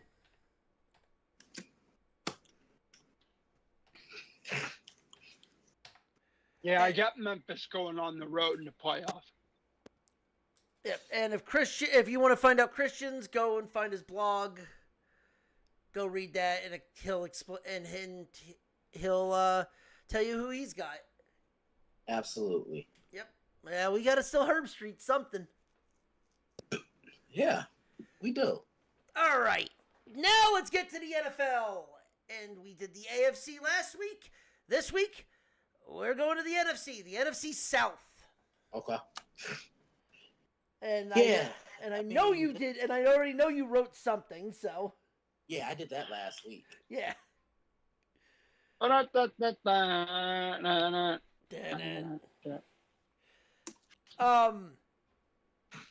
New real additions this year in this. Mayfield is Tampa Bay's permanent quarterback, at least for this year. Signed a brand new contract. Look, he had the best year of his career last year. I mean, Baker Mayfield, I think, was so misunderstood because, like I always say, you truly have to cater to your quarterback and his skill set. And everywhere else he was, they weren't doing that. You know, Cleveland, I think, was a disaster. I know he moved around. I know he was in Carolina. Then I know he goes to the Rams. Then he comes to Tampa. And, I mean, look at the situation. You're replacing Tom Brady, which, you know, are huge shoes to fill. And he leads Tampa to another division title. I don't think anybody saw Tampa winning that division title last year. It's the first year after Brady.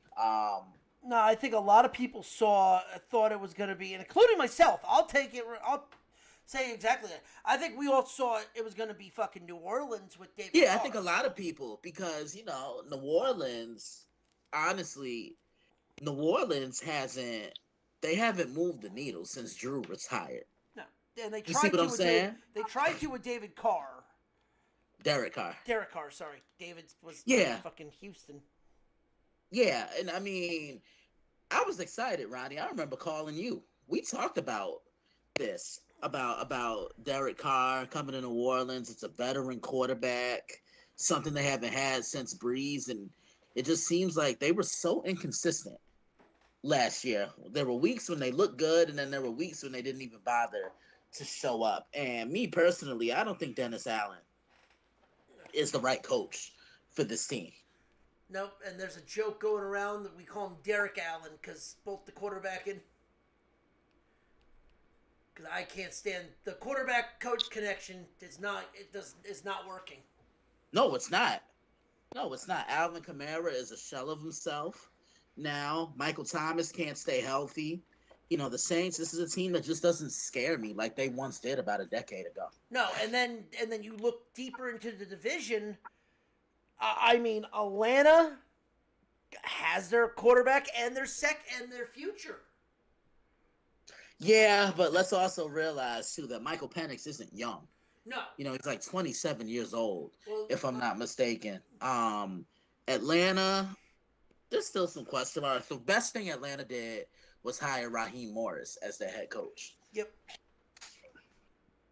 And the next thing is for Carolina, does the quarterback take the next step? Second year, does he progress? Because I mean, we sit here and we see how God damn it, what the fuck's his name? Why am I spacing on the goddamn quarterback's name? Help me out. Young. Bryce Young. Thank you. Bryce Young, yeah. How he just either A, was bad or just got injured, and you're going to laugh at this. Holy shit, quarterback room. Guess who's behind him? Who? The Red Rider. Andy Dalton? Yep. Guess who's behind him? Oh. The son. Really, Dalton? Well, wait. Wait till you find out who's behind Dalton. The son of a plumber. Not Jake Plumber. Jack Plumber. Wow. That's a fucking... Oh, God. The dude Plumber. Yeah, Bryce Young, Andy Dalton, and Jack Plummer. There's a fucking quarterback room. Yeah, remember, Carolina also has a new head coach this year. Yes. And Dave Canales. They need it. He's young. He came from Tampa, so he knows the division. All right. So, let's get this one out of the way, Carolina, because I don't think as much as they're going to take a step forward, I don't think Carolina is going to be a team that's really going to be in contention. So, let's just get these guys done with. Carolina... They have an over-under of 5.5 this year. It's definitely under. I think they're going to be picking within the top 3 in the NFL draft again. They're really in the middle of a rebuild. And honestly, I really hope things pan out for Bryce Young. He came to the realization last year that the NFL ain't Tuscaloosa. Remember, he had forever and a day to throw the ball when he was at Tuscaloosa, but now it's a completely different ball game. Yeah, Carolina, I want to see what they do defensively because they did just trade their best defensive player. You can make a case to say he was their best player, in Brian Burns. I'll tell you one thing: the thing that they got that's going to help him out a shit ton is Brooks in the backfield. Yeah, but I think they win 3 games. Oh, God, I forgot. They also got... Holy shit, I completely forgot that Chuba Hubbard was on the fucking Panthers. Yeah, and then remember, they drafted Xavier Legette, so they got Bryce Young, a legit weapon. The rookie wide receiver out of South Carolina. Yep, and Adam Thielen? What the fuck? He was there last year. Yeah, it's just like, oh my God, you forget who the fuck is still, who's there. It's like, oh my God, where the hell? It's like the land of misfit toys. Mm-hmm. Javon Clowney, Shaq Thompson, and Sean Robinson on defense. Oh shit, they got Jadeveon. Yeah, I forgot they got Jadeveon Clowney. Like Xavier Woods is a free safety. Sounds like a bunch of recycled stars. You know what? It feels like the island of misfit toys. Mm-hmm. This team could either be really good or they could be picking first. And I think they're going to be picking first. Chris, what do you got? What is it? Their over-under is what, 5? 5.5. I put all 4 teams in the chat, just so you have it. So still in transition. Even even a gimme is hard for them. So, I mean, you look at some. All right, maybe they should be able to beat Denver, but that's at Denver. So yikes there. I think Denver. I think, honest to God, I think Denver's going to be picking first this year. If Denver's drafting first this year, I don't think they are. I think they'll screw it up. They'll be in the top 6, but they won't be first. Dude, Carolina can be picking first again. Because, yikes. Does Chicago have that pick still? Yeah, I'm going under. I could see them maybe win 3. Okay. John, what do you got? Under. Okay. Christian, maybe you know. Does Chicago still have that pick? I don't think they do. That would be Carolina's? Yeah. Okay. Here, you know what? You want me to look? Yeah, quick? you want to look? I want to look at something hold real on. quick because I want to see something with Trade details. Okay. So, what did the Bears get? Oh, wait. The Bears got DJ Moore, right? right. The 9th pick in the 2023 NFL draft. The 61st pick in the 2nd round of the 2023 draft. The 2024 first round pick, which was number 1 last year. And then they have a 2nd round pick in 2025. Okay, so next year would be a 2nd round pick. Correct. Okay. So the other thing I was looking up is one of the betting things they have is passing yards is already out. They have Bryce Young passing for 3,200 yards. I can see that. Yeah, that sounds about right. Like, I think with how they need to, and you got to think, they're probably going to be playing from behind a lot. And yeah, and you know when you're down or when you're trailing, you can't run the football. No, You gotta. They're going to be doing a lot of. You're going to see a lot of West Coast. So yeah, I think the over would be good with that. All right. Next, all right, we'll go to the other one, the third place team on this list, which would be considered the New Orleans Saints. New Orleans over under is 7.5. I don't. So I'm very. Who did they add this year? They really didn't add anybody. No, they didn't. Again, they just don't scare me like they used to. Cool. You know, they got Kool-Aid McKinstry. Yeah. Oh God. Well, they have their backup for the future from the draft, Spencer Rattler. Oh, interesting. Probably won't see the field for 3 years. Dude, they open up with the Panthers, then at Cowboys, home against the Phillies, at Atlanta, at Kansas City. They could be 1-4. Yeah.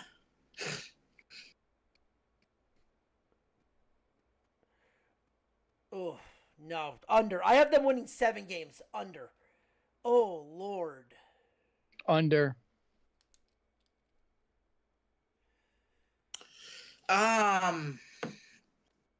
They could win. They could win at least 7 games, maybe 8 at the most, but it's gonna be tough for them. I have them going 8 and 9, so I'm gonna take the slight over. Okay. Because I don't know what version of Derek Carr shows up. He's so inconsistent. Yeah, you're absolutely right. He's inconsistent, but if the Saints can get that running game going, I think that could help them. Yeah. Oh, we're talking Nolans.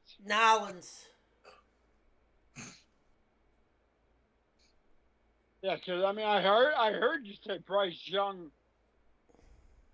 They had him pegged at 3,200 yards. Yeah, that was one of the things that I'm looking at some of the stuff on here. Well, I don't think Carolina's offense is going to be the issue. I think the defense is going to be the issue because they got older on D. Yeah, When they got rid of Brian Burns, like they have like J.C. Horn and fucking what's it? Shaq Ross, I think it is, and Jadavian Clowney. Yep.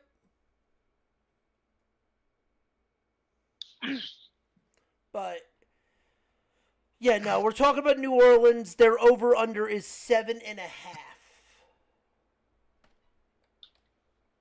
New Orleans. Okay, hold on. Yeah, I just there you go. So while he's looking at that, Derek Carr's over under for his passing is 33.75 and a half. I don't think they're going to be focusing a lot on the pass this year. I think they're going to try to focus a lot on the run game because Derek Carr got beat living. Because also you got to remember what they have. Carr is not really a runner, but then you have him splitting the backfield with Taysom Hill.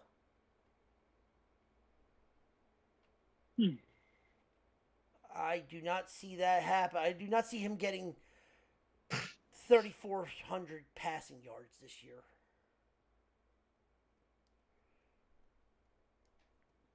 Chris, what do you got? Whoa. Looking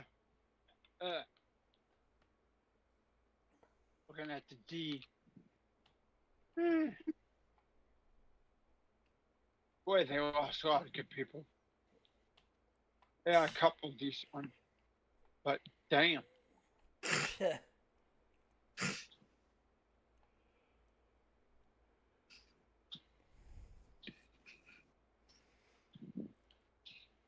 But no, New Orleans. New Orleans is going to be one of those places where they got to start out. They have a hard schedule to start out with.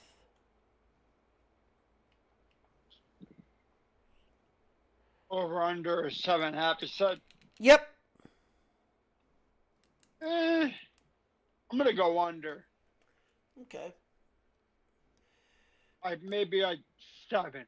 Yeah, that's where I have it too.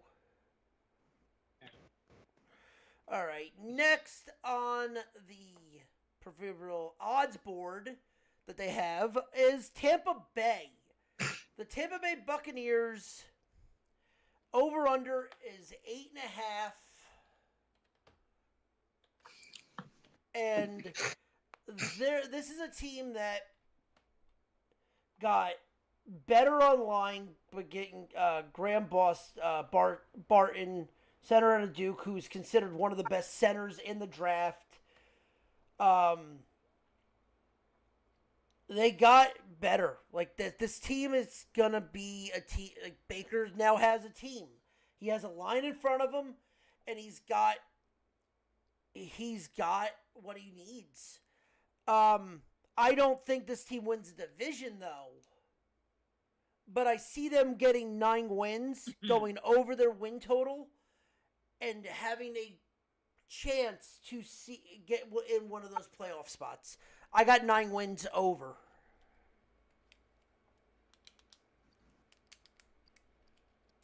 John, what do you got? Over. Okay. Christian? I think Tampa wins this division. They're the best team in the NFC South. Carolina's in a rebuild. You don't know what you're going to get from the Saints, and you don't know what version of the Atlanta Falcons is going to show up. I don't trust Kirk Cousins. Let's just call it what it is. Baker Mayfield is comfortable here. They re-signed Mike Evans. Defensively, a lot of those pieces are coming back. Yeah, this Tampa team is going to be tough. They're going to be tough to beat. I think they win 10 games. I think I had them at 9-8, on my preview, but yeah, I think they went between 9 and 10. Okay. Chris?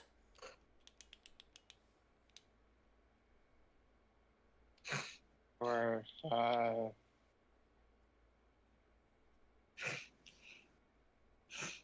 I got them winning the South, so yeah, I got them. If it's 8.5, I got them over. I think they'll win maybe 9. Okay. But yeah, I got them winning the South again. So yeah. All right. So that leads us to the last team, and that is the Atlanta Falcons. Going with a surprise route and getting Michael Penix Jr. as their backup quarterback of the future, with Kirk Cousins being the starter.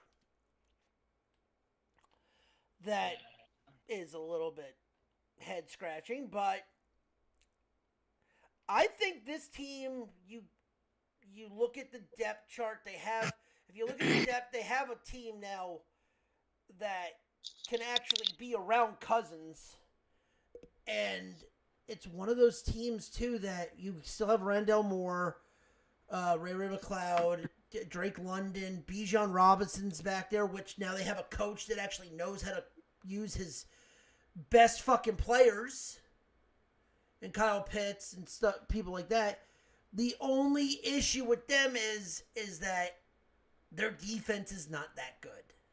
Yeah, that's what's gonna hurt them in a lot of games. But the question is can this offense put up 45 points a game? If this offense can come out, score 32 points or 36 points, and the defense can get 1 or 2 stops in the game, well, then guess what? Then you still win. The question is can this defense just stay at bay? I think they can. I have them going over. I actually have them winning the South.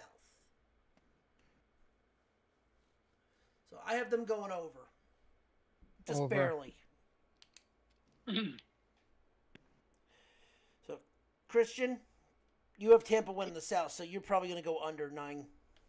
Yeah, because if Raheem can improve their defense, they have a shot. Yeah, I can see that. Bless you. Thank you. Chris, what do you got for Hotlanta?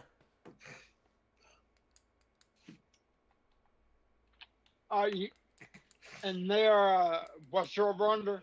9.5.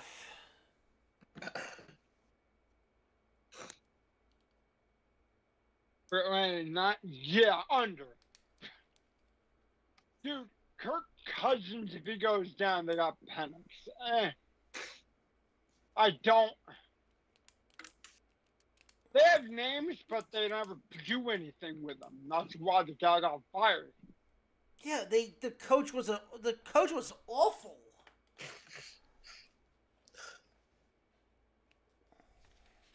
So I mean, it's the thing is this team's gonna be a crapshoot.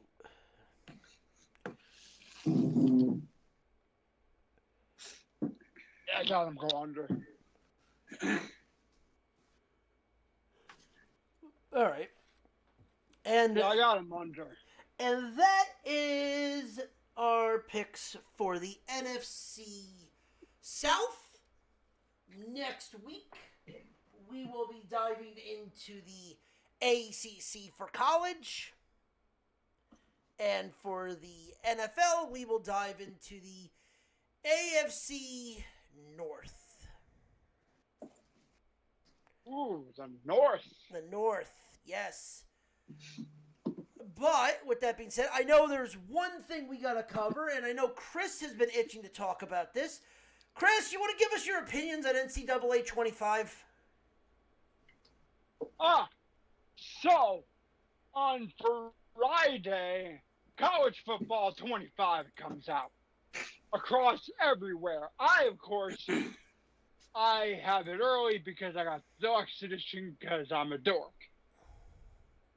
But I'm also a college football nerd.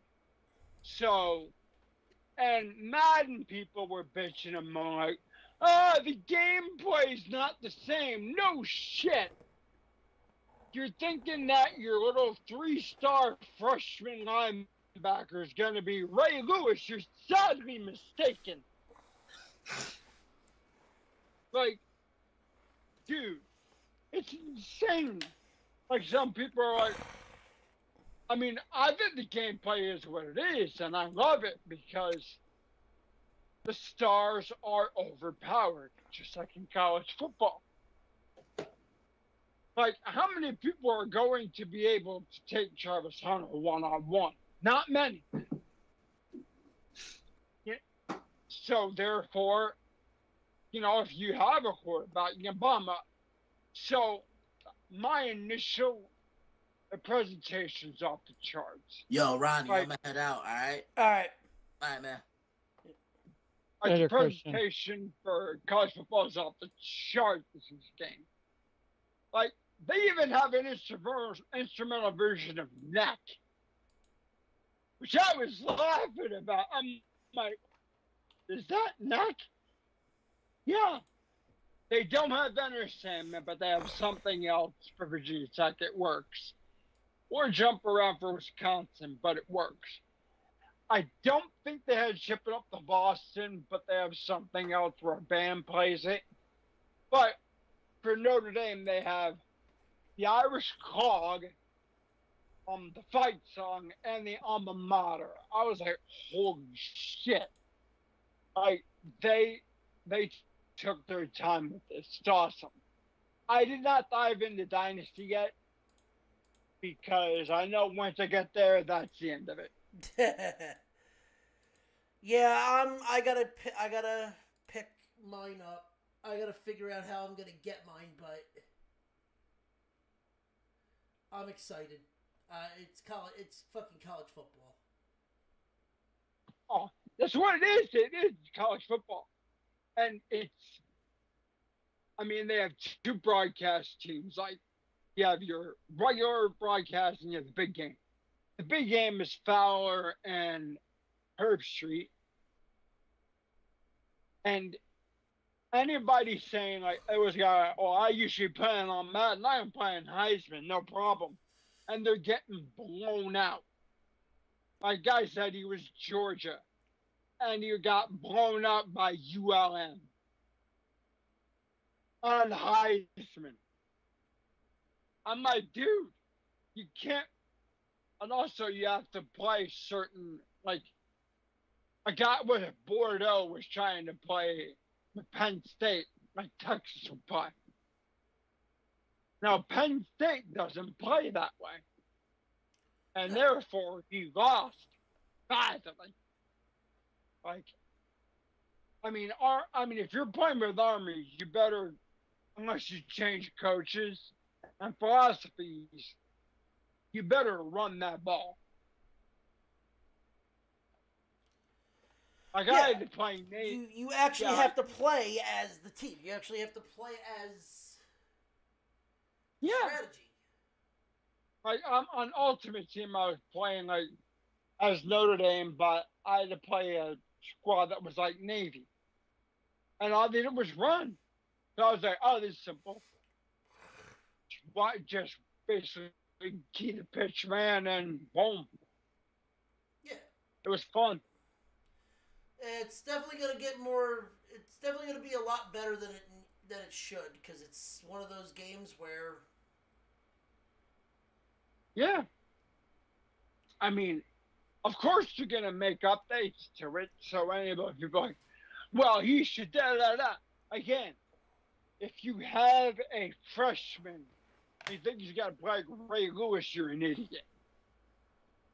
Because I don't know about you, but what are most freshmen when they come in to school? I hope I don't fuck up. Yeah, it's more, especially if it's under pressure, it's more chicken with the head cut off. Yeah. I mean, a 3-star linebacker, like, well, he should recognize da-da-da-da-da. No, he shouldn't. He played the way he was supposed to play. Like he didn't recognized the guy right away. He was like, I got a zone, I got a zone. I'm stick in my zone. Because he's afraid the coach is going to take his ass out. Yep. Now, there's one question I have for you. Maybe you can tell me. Is there an ultimate team in this, like how Madden has it, or no? What team? Is there like an ultimate team? Like you get like college players from years past, Yeah. or no? Yeah, I mean, there's.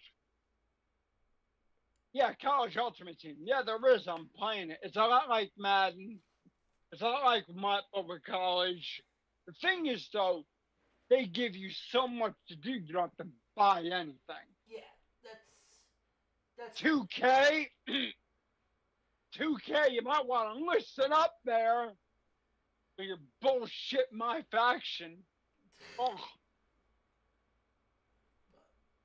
well, yeah, that part.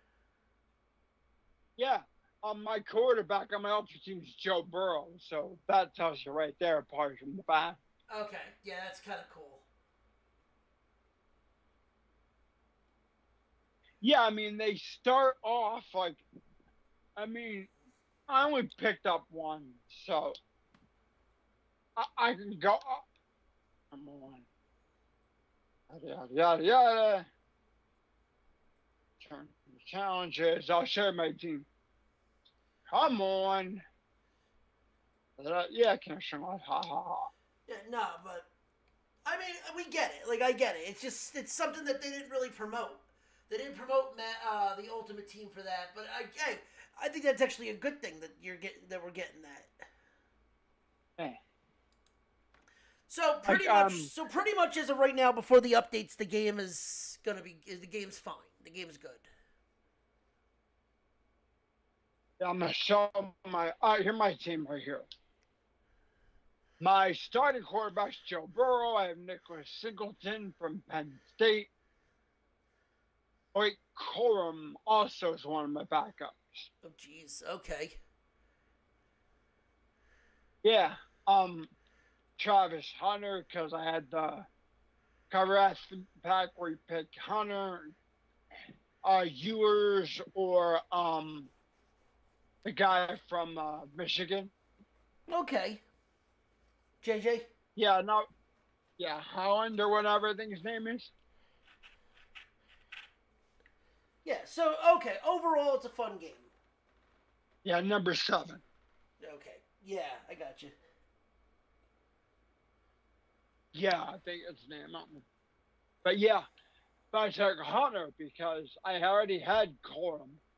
And I got Joe Burrow out of the pack. So I was like, yeah, nah.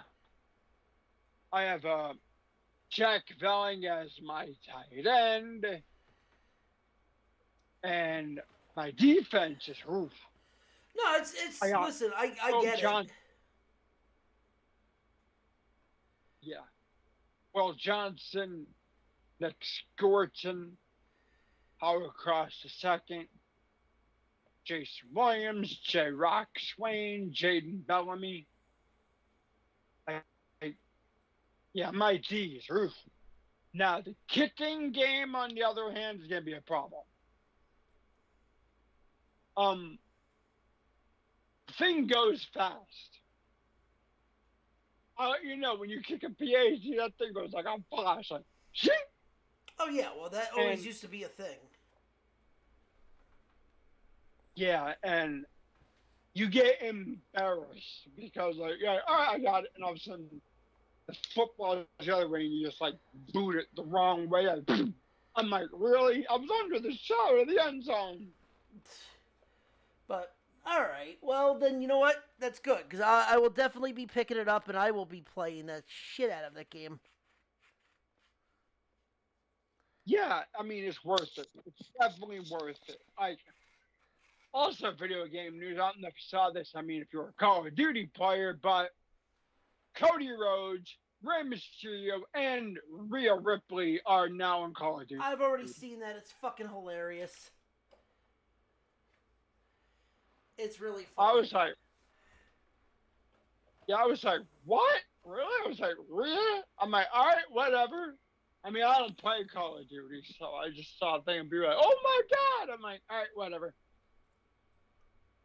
But yeah, Carlito has been hilarious on that. Oh my god! And I'm not just saw a thing, but they had a follow up with where Jay was like, "Call me." Yeah, I saw it. You saw that, Jack? He's like, "Does Jay you still have your number?" He's like, "Yeah." I'm like, "Oh, uh-oh." All right, let's bring this home. Yeah, but Raw was good, so Yeah. I liked it. But no, with that being said, ladies and gentlemen, thank you for listening to our show. If you like what you heard, tell your friends. Follow us on all social media accounts under the Nerd Report Network. Follow us individually on Twitter at F and Ronnie. At the Zombie Master. Chris. I should send a There you are. on X. There you are. Follow us on other social media accounts. Follow us.